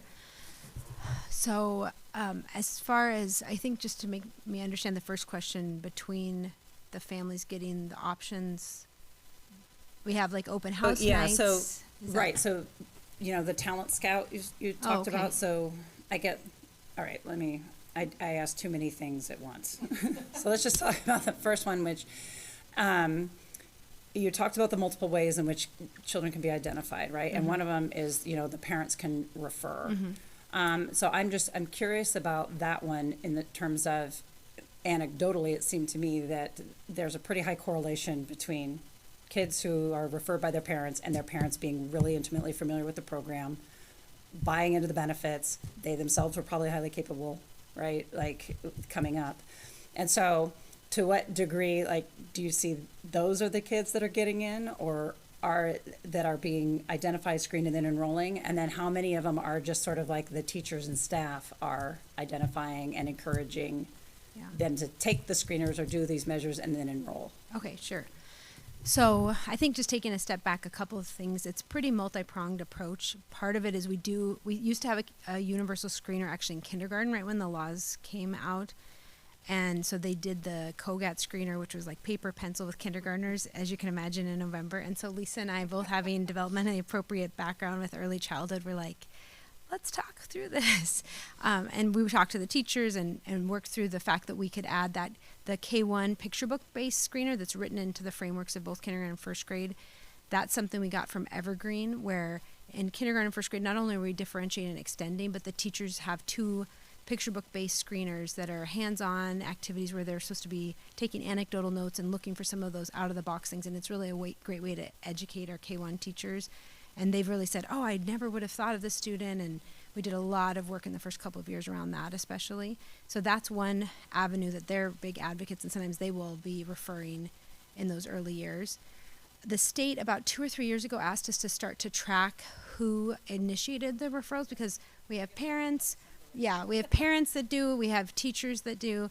We'll have sometimes the special ed or resource teachers refer, school psychologists refer, principals, really a wide array of people.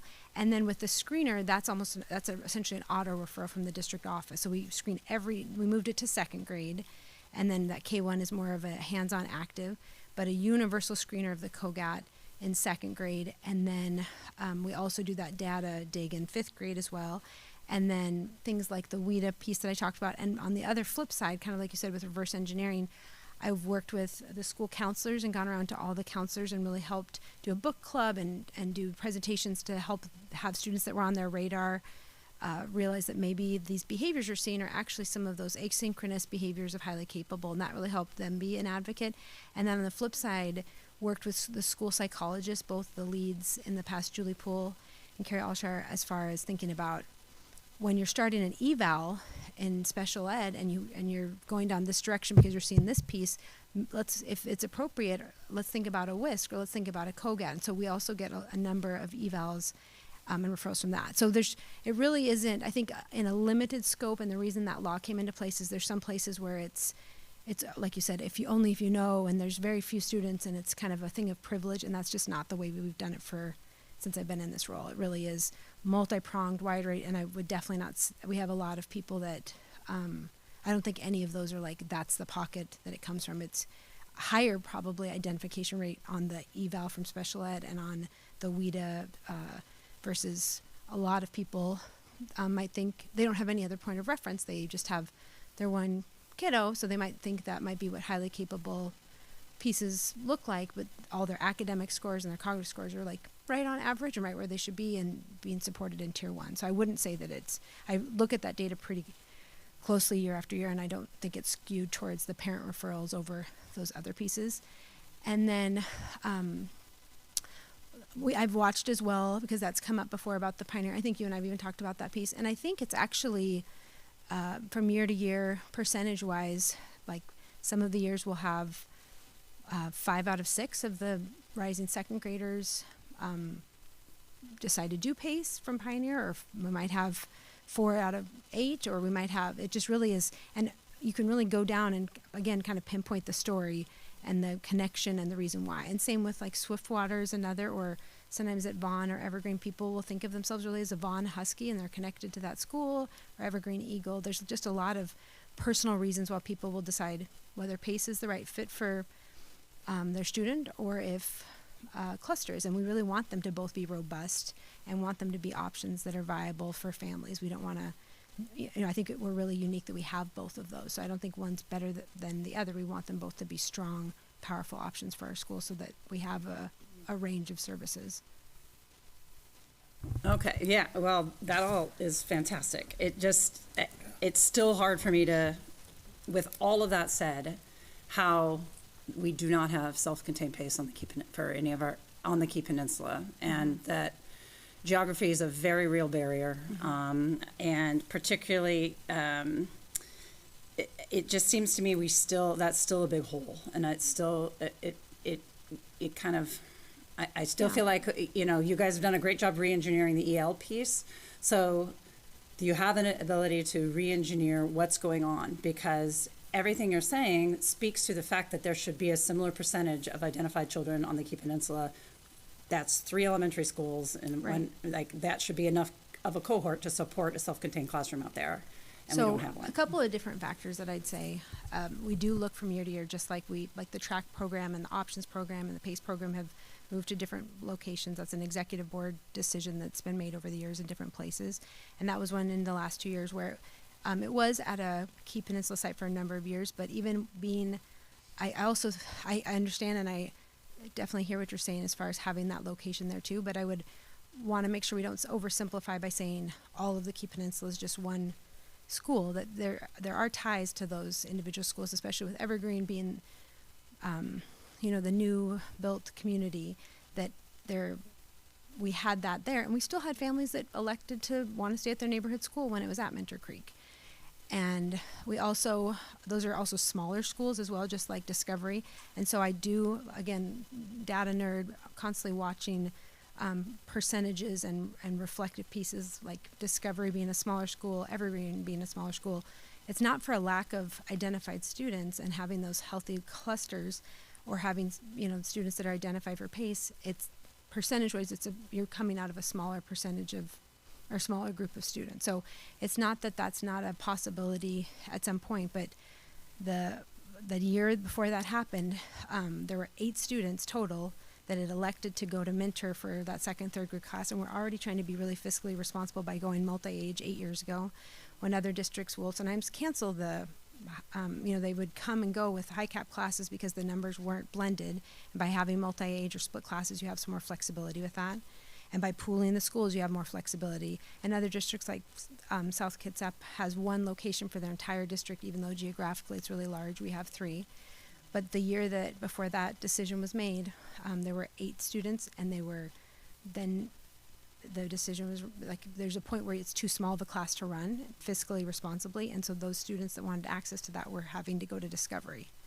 And so by having that location at Purdy, having a PHS feeder, we've been able to continue to have an option for students, 10 minutes further than Mentor Creek was, and I understand the access piece and all of those, but that was not a decision I think that they took lightly, and that's not a decision that won't continue to be revisited, just like Discovery was open because of lack of space at Voyager, and that's a position that can it's not Gig Harbor or PHS only feeder, it's both, so that we can have kind of a little bit of a release valve sometimes with numbers, but that's the history on that.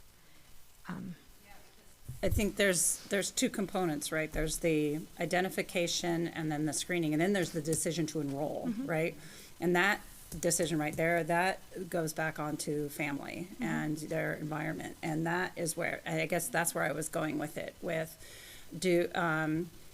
Both of those things have to align, and so I just have to wonder. This got me thinking when you were talking about Title I funds and family engagement and whatnot. I mean, with this, geographically more rural, spread out communities with, is there the same representation of families out there who have that knowledge and understanding and familiarity with what PACE could offer their kids in the same way that, parents in the more dense urban, whatever, Gig Harbor side have. And I still, I don't know how we could figure that out, but it just seems to me that a parent outreach component where we're not seeing the enrollment numbers to be able to support a class, where it does still seem like we would have the screening numbers to support it, says to me that maybe the families don't see the value. So, a couple different things, and we can also, I don't know if at one point we want to take this into a longer, deeper conversation as well. But pieces I didn't talk about is every year we have parent open house nights, and I've held one. The last one, there was a Vaughn Air Aim that Cindy Teal, that's the push and pull itinerant, and then the year before I did one at Evergreen as well, and then we have them at the Pace sites, and so we have recorded ones for people that can't be there as well. Cindy and the counselors at those 3 schools have also, and myself, have done sometimes individual calls and checking in with families to make sure they have any questions and encouraging on options. And I also, within the brief, as you can see, the numbers didn't shift for percentage of students participating with the changeover to Purdy. It's been pretty consistent where and that was something where I was definitely wanting to watch that after that decision was made, if it was like 80% were going and suddenly 0% were going, but it's been pretty consistent. But again, those are individual family choices, just like if I looked at like Swiftwater, if you look school to school, it's not necessarily those 3 schools that don't have families at a higher rate choosing not to. It really is a family and a school. We want our schools to be robust options and clusters to be options as well, and we want to offer those all around. But I think there's a lot that goes into that already, and we can always do more. But even having Cindy there, boots on the ground this year, making those connections with families, we've made those calls and made those outreach. And some people come in from any of the schools and say, that's just something I had a bad experience as a kid in a pullout or in a self-contained, or I don't want that for my kid. They just want to be part of their community, or I really want that and I had a good experience. People bring all of those pieces to the table. It's not unique to individual schools, but there's definitely a lot of hours and hours of phone calls and supports and Zooms and one-on-one meetings that we provide to make sure families understand their options. But I wouldn't say that PACE is superior and that the cluster is inferior. They're just different options that we want to make sure families have access to think about and support.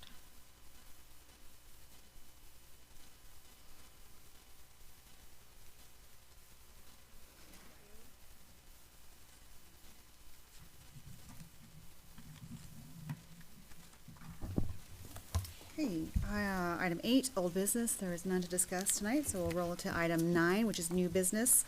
These are a series of policy adoptions. So I want to open up for discussion on any of these policies or the adoption process in general. I would say you'll see in the consent agenda we had some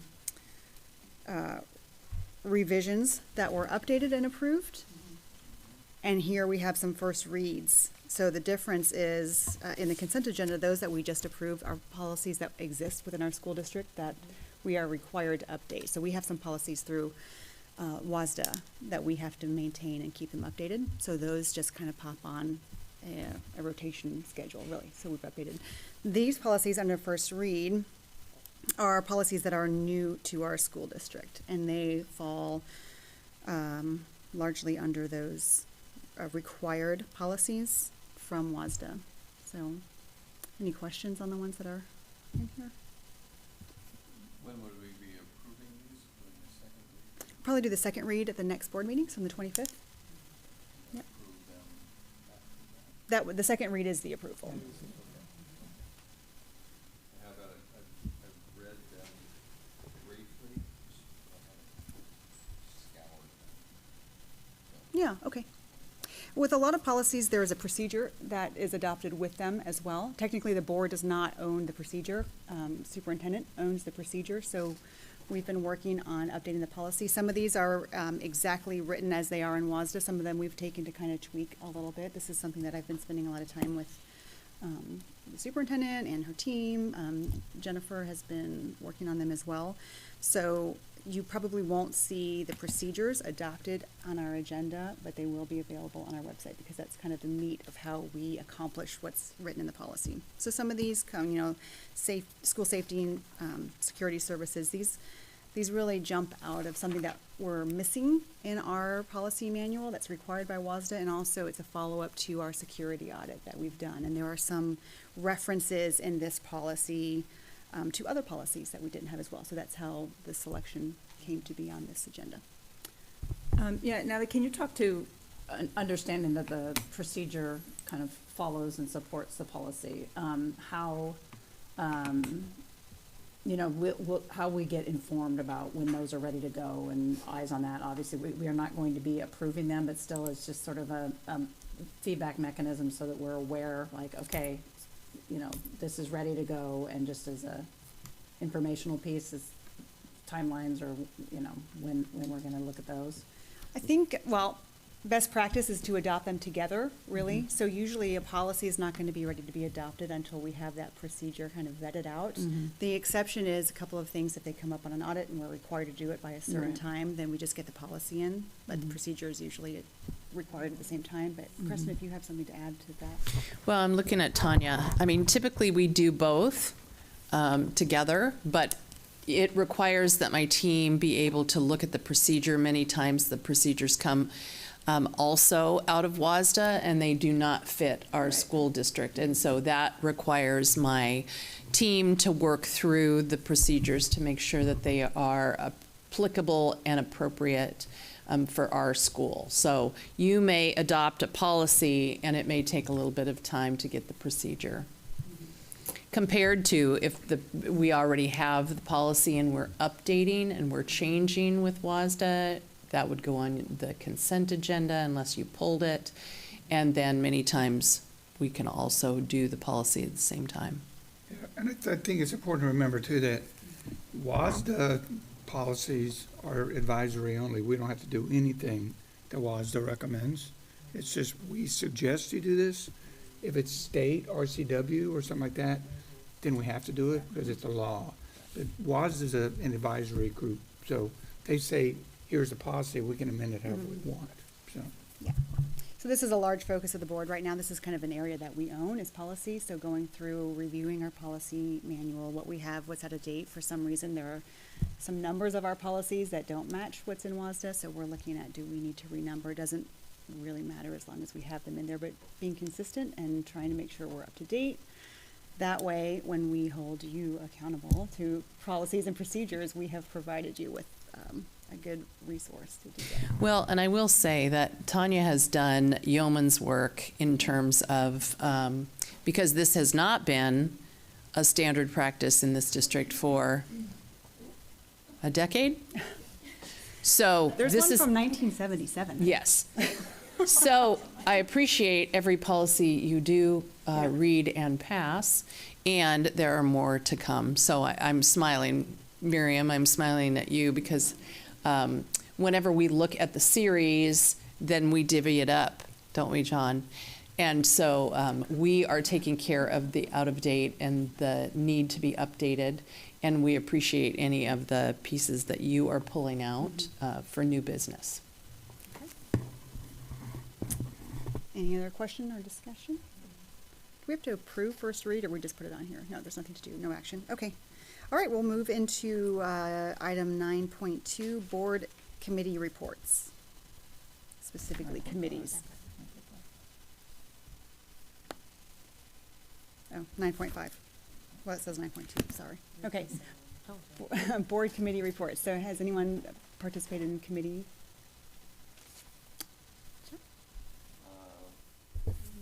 The Arts Council met. Linda was back, so Linda will be doing the audit report at our next meeting, I think it is, or the one after that, for the arts audit. Okay. I know it's scheduled for her anyway to do that, so. Yeah, she's trying to get it done before the school year ends. So so we met, we're trying to form some structure for the Arts Council. And the effort for the Arts Council, if I can summarize it, is to promote and to support arts in all of our schools and to make sure they're out there in each of them. So you'll get a pretty good report coming back from her, but that was a good meeting that we had to put some structure to it. Looking at the different people that we want to bring into it, trying to have somebody from the school district from each of the disciplines, and then a couple of community members, admin, a little oversight. Yeah, so it was a real good meeting. Okay. And so we'll be pushing more music and yeah. Speaking of music. Yeah.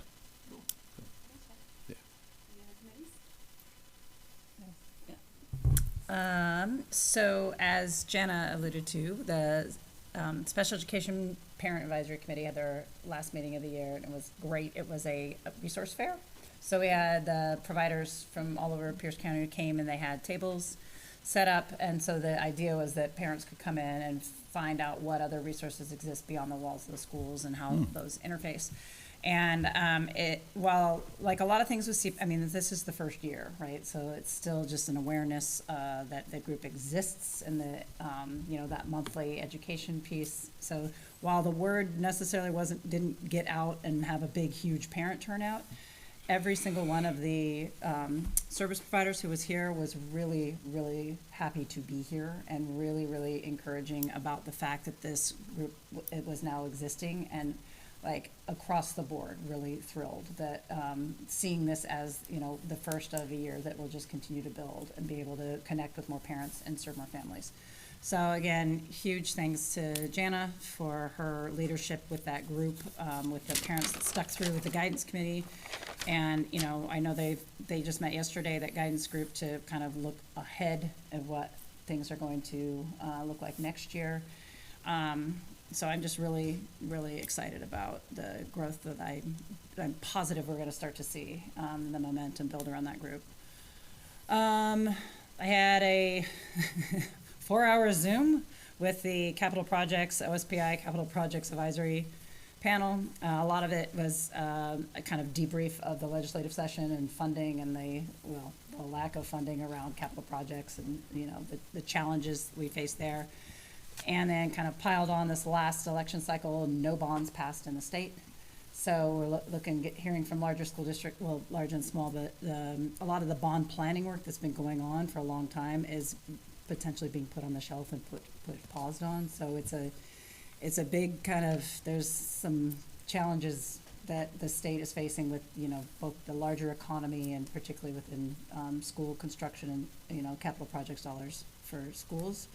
And then the other lion's share of the conversation was around the Department of Commerce Clean Buildings Act, because that is coming, and the requirements around that for schools to meet these very, very enhanced energy usage standards. So that's just something that, as a board and as a district, we need to keep on our radar, because I see that as really something that our facilities committee, when they start reconvening, is going to have to really dig into what that means to Peninsula with all of our schools that our new schools are fine, but we still have every other school that's going to be required to meet those standards. And then the last one was the grade level reading task force. That was on last week, and that was a pretty big meeting and a really inspired meeting. I felt that we came out of that with kind of the culmination of the research and site visits and learning that group has been doing, to kind of synthesize all that into sort of a vision and some guiding principles that then we as a board are going to get to hear. Get a note of this, Natalie. There's still one more meeting to go, so it'll probably be later June. I'm not totally sure when. But I'm going to let Creston make the announcement about the decision that was made in advance about the professional development commitment around literacy that is coming. And if ever there was an example of something that you know, from everything that the group has studied and learned is really promising for being able to kind of swing the pendulum around reading and literacy, and then by product every other academic discipline, right? It's this professional development shift that I think is really exciting. Like the staff members who are on the committee were literally like jumping and clapping for joy that we're doing this. So it's a great move and more to come. And then, you know, if anything, I think that a lot of this, I've kind of had to think about, you know, what this literacy task force and a lot of the, you know, what we've been hearing from our families of children with dyslexia, all around from our families who kids maybe are not identified as having literacy, you know, needing an IEP for reading, but, you know, reading it's a fundamentally different way of understanding how we learn to read. And that is, I think, finally I found a silver lining that came out of the pandemic, and a lot of that was when we were online. I think a lot of parents and people were by their kids and realizing that how they were learning to read, it's not just something that happens naturally, right? And so we're seeing this across the country, this shift that we're leaning into right now, and I'm really hopeful that we are going to be some of the first in Washington State that are moving towards this, that our district can be a leader in what's happening nationally with this move towards structured literacy, with this move towards, you know, very much more explicit instruction. And, you know, if what we saw in other districts is any indication, I think I'm hopeful for our staff to really be able to be reinvigorated by the professional learning that'll come from this. So it was a really cool meeting, and I can't wait for that presentation to the board for you guys to be able to hear about that work.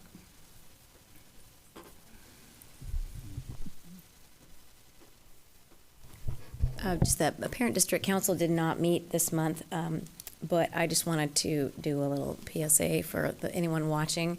I've been thinking about this while I attend these meetings this year. It's such a great, as I've said before, such a great resource for each school to share with each other. One parent from each school in the district ideally comes and meets with district leaders. And a couple of us from the board, and they learn not only what's going on in the district and get an update firsthand to take that information back to their schools, but they also share, you know, what they're doing for fundraisers, and that I think is really the super valuable piece, because they can network with each other. And so my plug is that some of our areas are underrepresented on this. We have, I'd say, there are probably representatives from 10 of our schools, maybe 9, which is not a great number when we have 17 buildings. So, and particularly, we have a fantastic representative from Minter Creek, but the other schools on the Key Peninsula are not currently represented. So, and I think that would be super important, because they certainly are facing the same, you know, sorts of geographic challenges and whatnot as are, you know, certain areas of this side of the Purdy Bridge are facing with each other. And so the networking. So the plug is, if you are watching and you're interested in serving as a parent rep, it's just one meeting a month on a Wednesday morning. I would say reach out to your building principal or your VPO or PTA representatives, and just throw your name in the hat. It's simple, and we would love to have a representative from every school. And you can trade off. If there's more than one person, you don't have to come to every meeting. So love to see all of our schools represented, so everyone can benefit from the great info that's shared.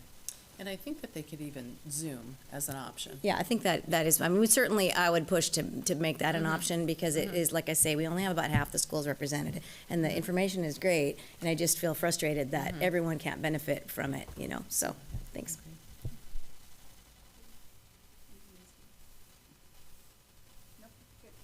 Let's roll on to item 10, Superintendent's report. Okay, well, this night was amazing. Thank you, Student Services. I have to say, if you ever walk over to their offices in the afternoon, there is a sense that they are a true team.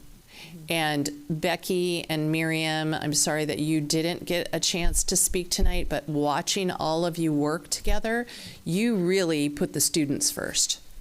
And you service all students, whatever the need, and including the needs. And so I really have to say, like, the fact that you both have the same office is awesome. Like, just walking over there, it is really, I have seen a difference from the 2 years that I have been here in that office, in that area, and how they really talk about children, and then the departments are all coming together. So you are a true team, and I just want to thank you for all of your work, because you make the difference for all of our children.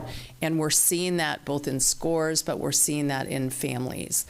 I also want to just shout out and say thank you to our 2 new hires this year for having the parent meetings at a time where we're coming out of a pandemic, and many of the parents weren't used to having their needs met, or at least, they were frustrated, and you met with them with all that frustration and building relationships. So that's what we are all about, is trying to find voices that we know that they care about their children, and that we're going to meet everyone regardless of what the issue is, and try and understand. So I just really want to thank you for that. I also want to thank WASBO. I texted Ashley, I said, she can go. Like, it's going to be a while. But Brianne Kelly, what you didn't hear is they were talking about a whole bunch of questions. Like, what about this? What I thought I was helping them with things, not that that they tricked me. And Kim Knight, also previous business manager, but I just cannot speak enough about WASBO and the relationship with our fiscal people.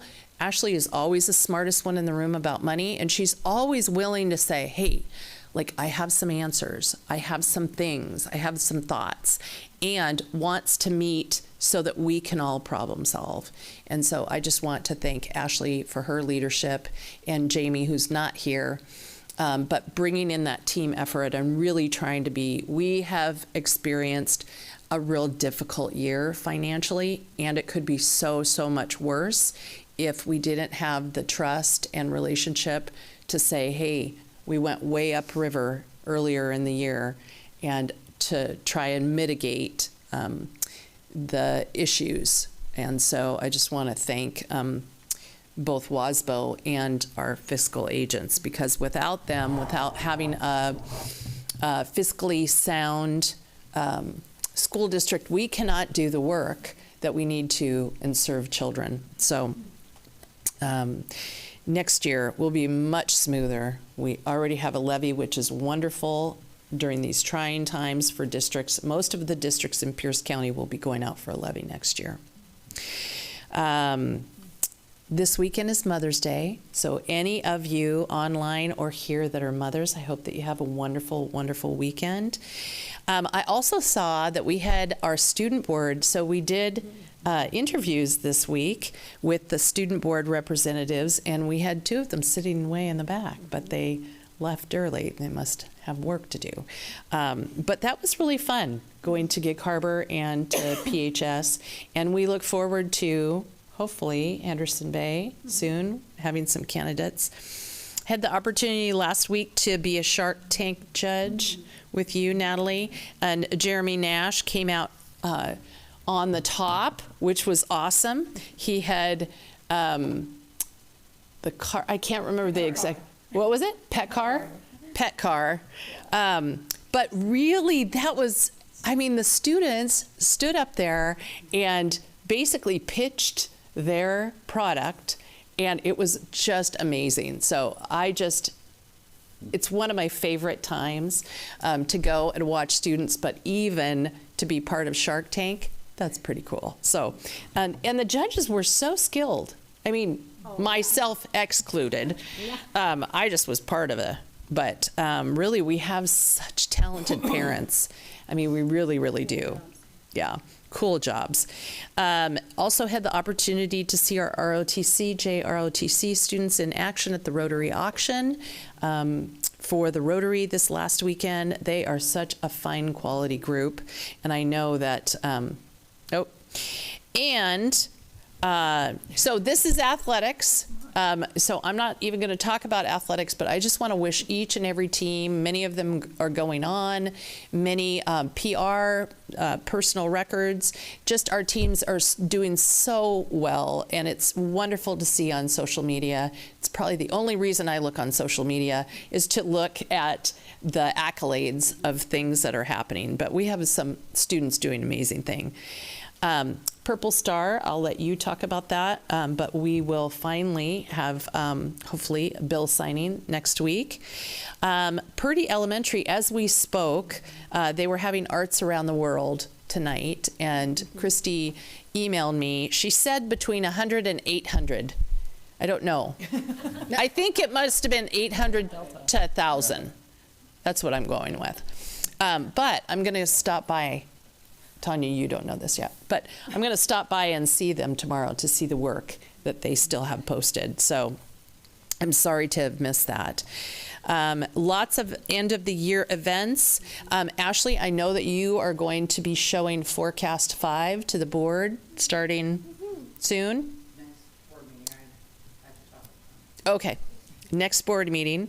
And I also just want to say this is really an appreciation month of teachers, of staff, of nurses, of counselors, of every category, and we just have amazing people. So I just have to shout out Peninsula School District. This is the end of my second year coming, and I moved today, so we should be done with that. But I am so proud of the work that the staff do here and that the families entrust us with their students.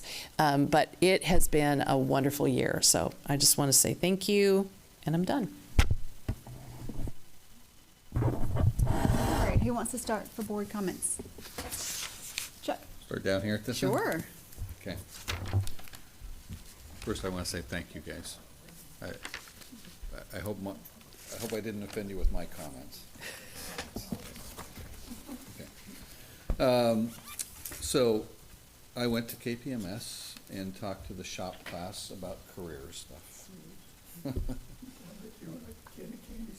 Oh, I loved it. And the kids loved me. So I got great reviews from them anyway. So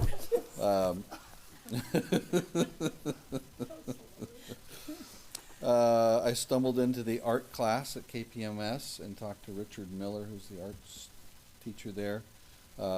His kids are displaying their art at Madrona Cafe in Key Center. And so I went and looked at that. Wow, those kids are fantastic. Saturday I'm going to go to Willy Wonka at the KP at Peninsula. So I did want to add something too. I mentioned that I didn't go to college or anything, but I embraced continuous learning throughout my life. I still read and still, take classes and stuff. So that is very important. I made a little note here. I just noticed it. So, I'm scrambling all over the place. One of the things Lori mentioned too that kind of triggered something to me was geographical limitations that we have. And being a district like we have here with these two peninsulas that are really connected by one little bridge, and then you go across that bridge and you got 25 miles to get to the end down the Long Branch. It creates a lot of barriers. When we approved to have Pioneer be a STEM school, I voted yes very reluctantly, and I think I vocalized that when we did that time. Because we needed the same thing out on the Key Peninsula. And I knew that the kids from Evergreen were not going to go all the way to Pioneer to a STEM school. And so I again will continue to push for full-fledged STEM out on the Key Peninsula. And STEAM, yeah, let's go STEAM. I mean, it's a STEAM school. And thank you for bringing up the PACE programs, but I do understand the cluster, and so but there is, with that geographical, it's not, you can't turn west and just drive to the school. It's not like Tacoma or someplace else with this peninsula. And hopefully the state recognizes that in transportation funding. We'll get into that. But I'll continue to push for the KP and try to get those same programs. And I'll shut up.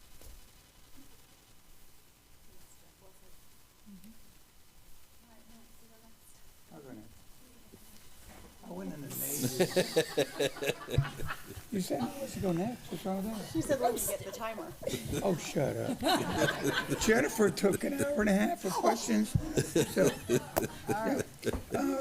I went in the Navy out of high school, just to be clear, and I got my degree 28 years later. Yep. I piecemealed it, and so, but I went in Yeah. CTE, underwater welder, and stuff like that. So, Yeah.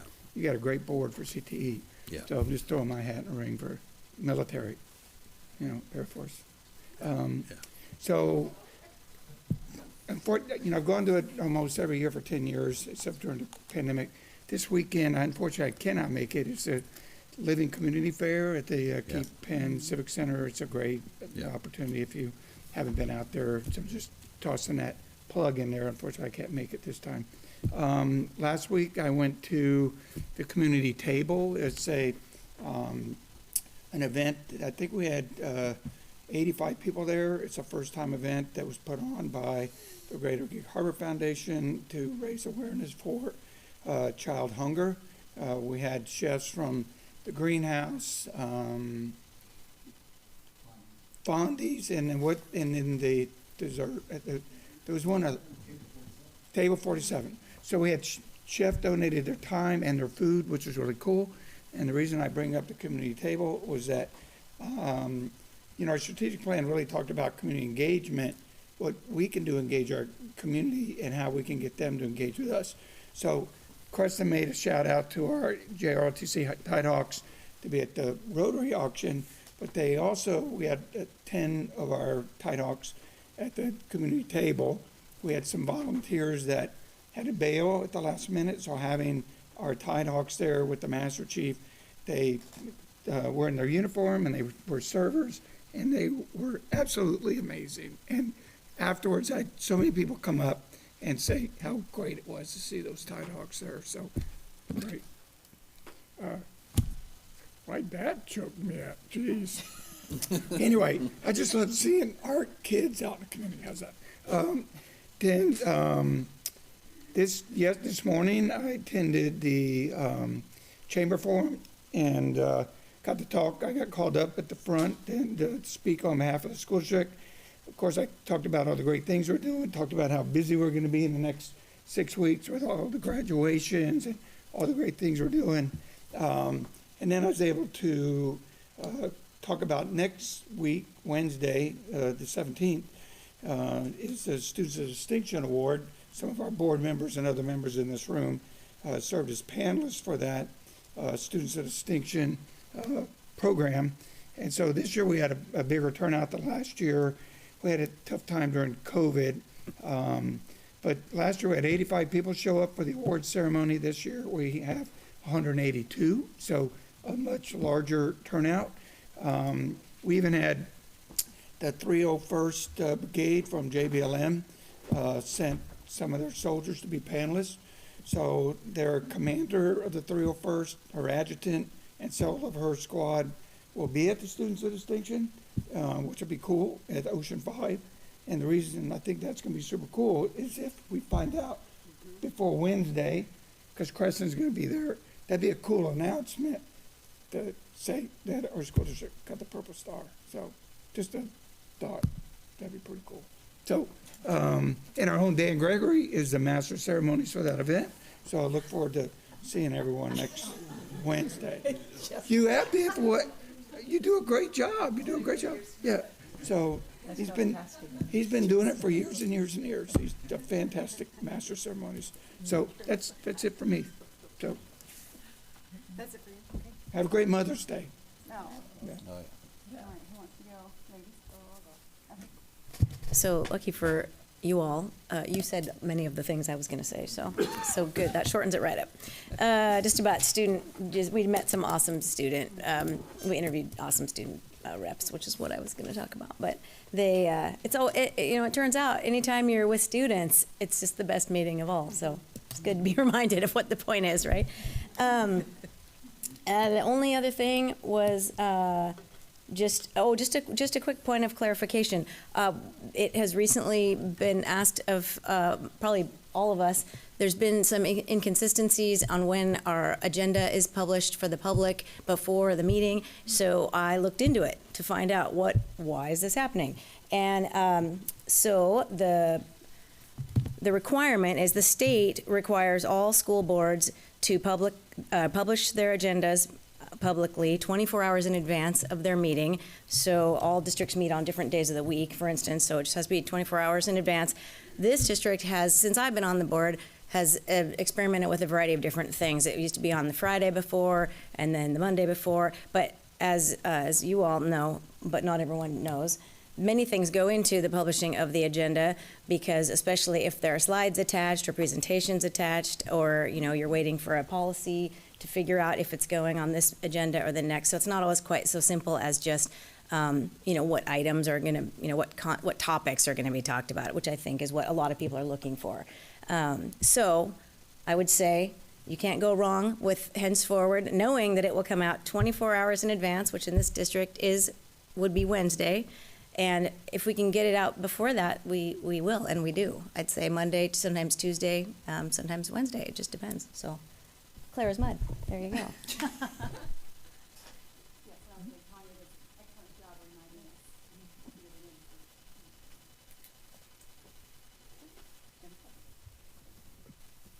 I'll be very brief, David.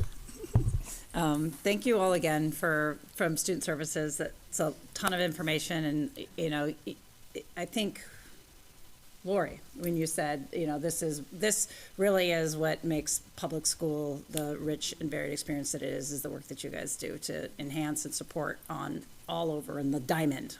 I like that diamond analogy, and I just again, piggybacking on Kristen, all the month of appreciations, it didn't escape me that it was somewhat of a cruel alignment to have all of our state testing with Teacher Appreciation Week.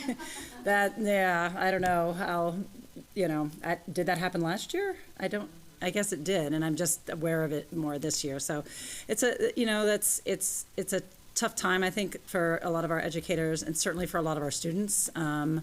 But I really hats off to our educators for making that challenging experience the best they can for their students, from VPOs and PTAs bringing in snacks, from the adjustments teachers are making in their classrooms to make every student comfortable, all of those things. It's a big, heavy lift, and it's challenging as a teacher I've gotten a lot of communication home about some of the challenges that our students have with these extended sort of testing periods. So we're coming out the tail end of that, and that's great, and it's time for celebrations. So I'm hopeful and excited about all of those as we move into June. So thank you all so much, and thank you, our educators, for the home stretch. Okay, I'll also keep mine brief because most of it's been mentioned. I do want to say, in addition to Willy Wonka, we have Mamma Mia going on. It might have just wrapped up, but I saw that this past weekend, and it is fantastic. So our students are incredibly talented with, of course, the cast, but also the set design and the sound and the music, and they just do such a great job of building such a cool team. I mean, my favorite part is always at the end when they come out into the crowd and they dance, and it's amazing. So well done, Gay Carver, on that, and I'm looking, Chuck, I'll probably see you there then. No one else can go, so we're not a quorum on Saturday, but. Yeah. So we talked about the student rep interviews, so next meeting will be the final meeting for our current student reps, and then we will hopefully be introducing all of the new ones.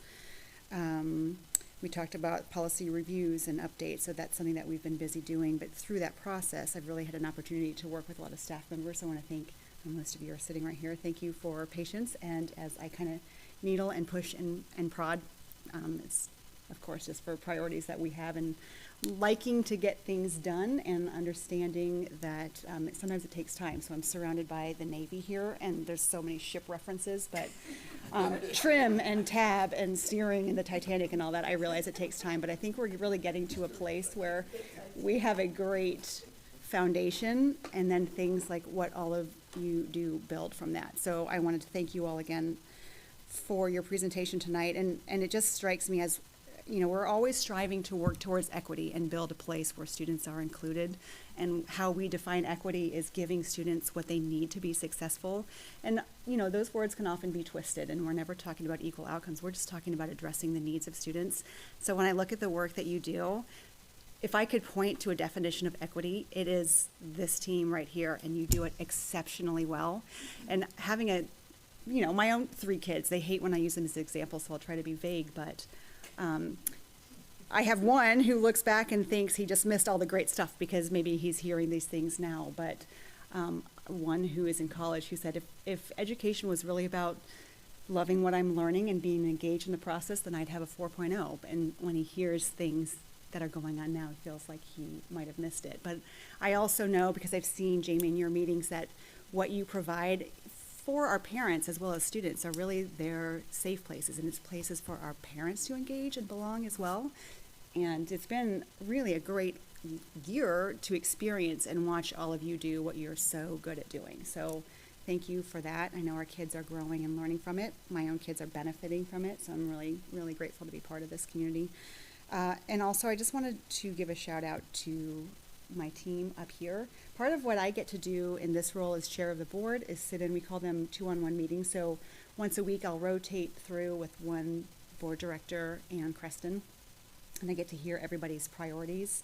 And I just want the community and anyone who's watching to know what an exceptional group of board directors we have, with your engagement in the community and really your focus on kids and making sure that we are providing the best possible education for our students. And I think you can hear from these board reports how busy and engaged everyone is. And it's really diverse and it's very spread out. And I think you guys are doing an amazing job as representatives of this board in the community and doing work for our kids and for our staff. So I am really honored to be a part of this team. Super proud of all of you. So Purple Star, on Monday we have, I don't think it's officially published yet on the governor's agenda, but we got a little inside info from the sponsor rep that it's going to be signed on Monday afternoon at 1:30. So I believe Creston and I will go down. Down there. Yeah, hopefully Brendan Massini will join us and get a cool picture. And then would love to announce that at Students of Distinction. And then hopefully we will be the first district in the state to receive that designation. So that will be the next goal. And I think that's it for me. So with that, I will announce that our next meeting will be a business meeting here at Swiftwater, 6:00 p.m. on Thursday, May 25th, 2023, and at 9:01 we're adjourned. Just missed it. We finished at 8 if you want.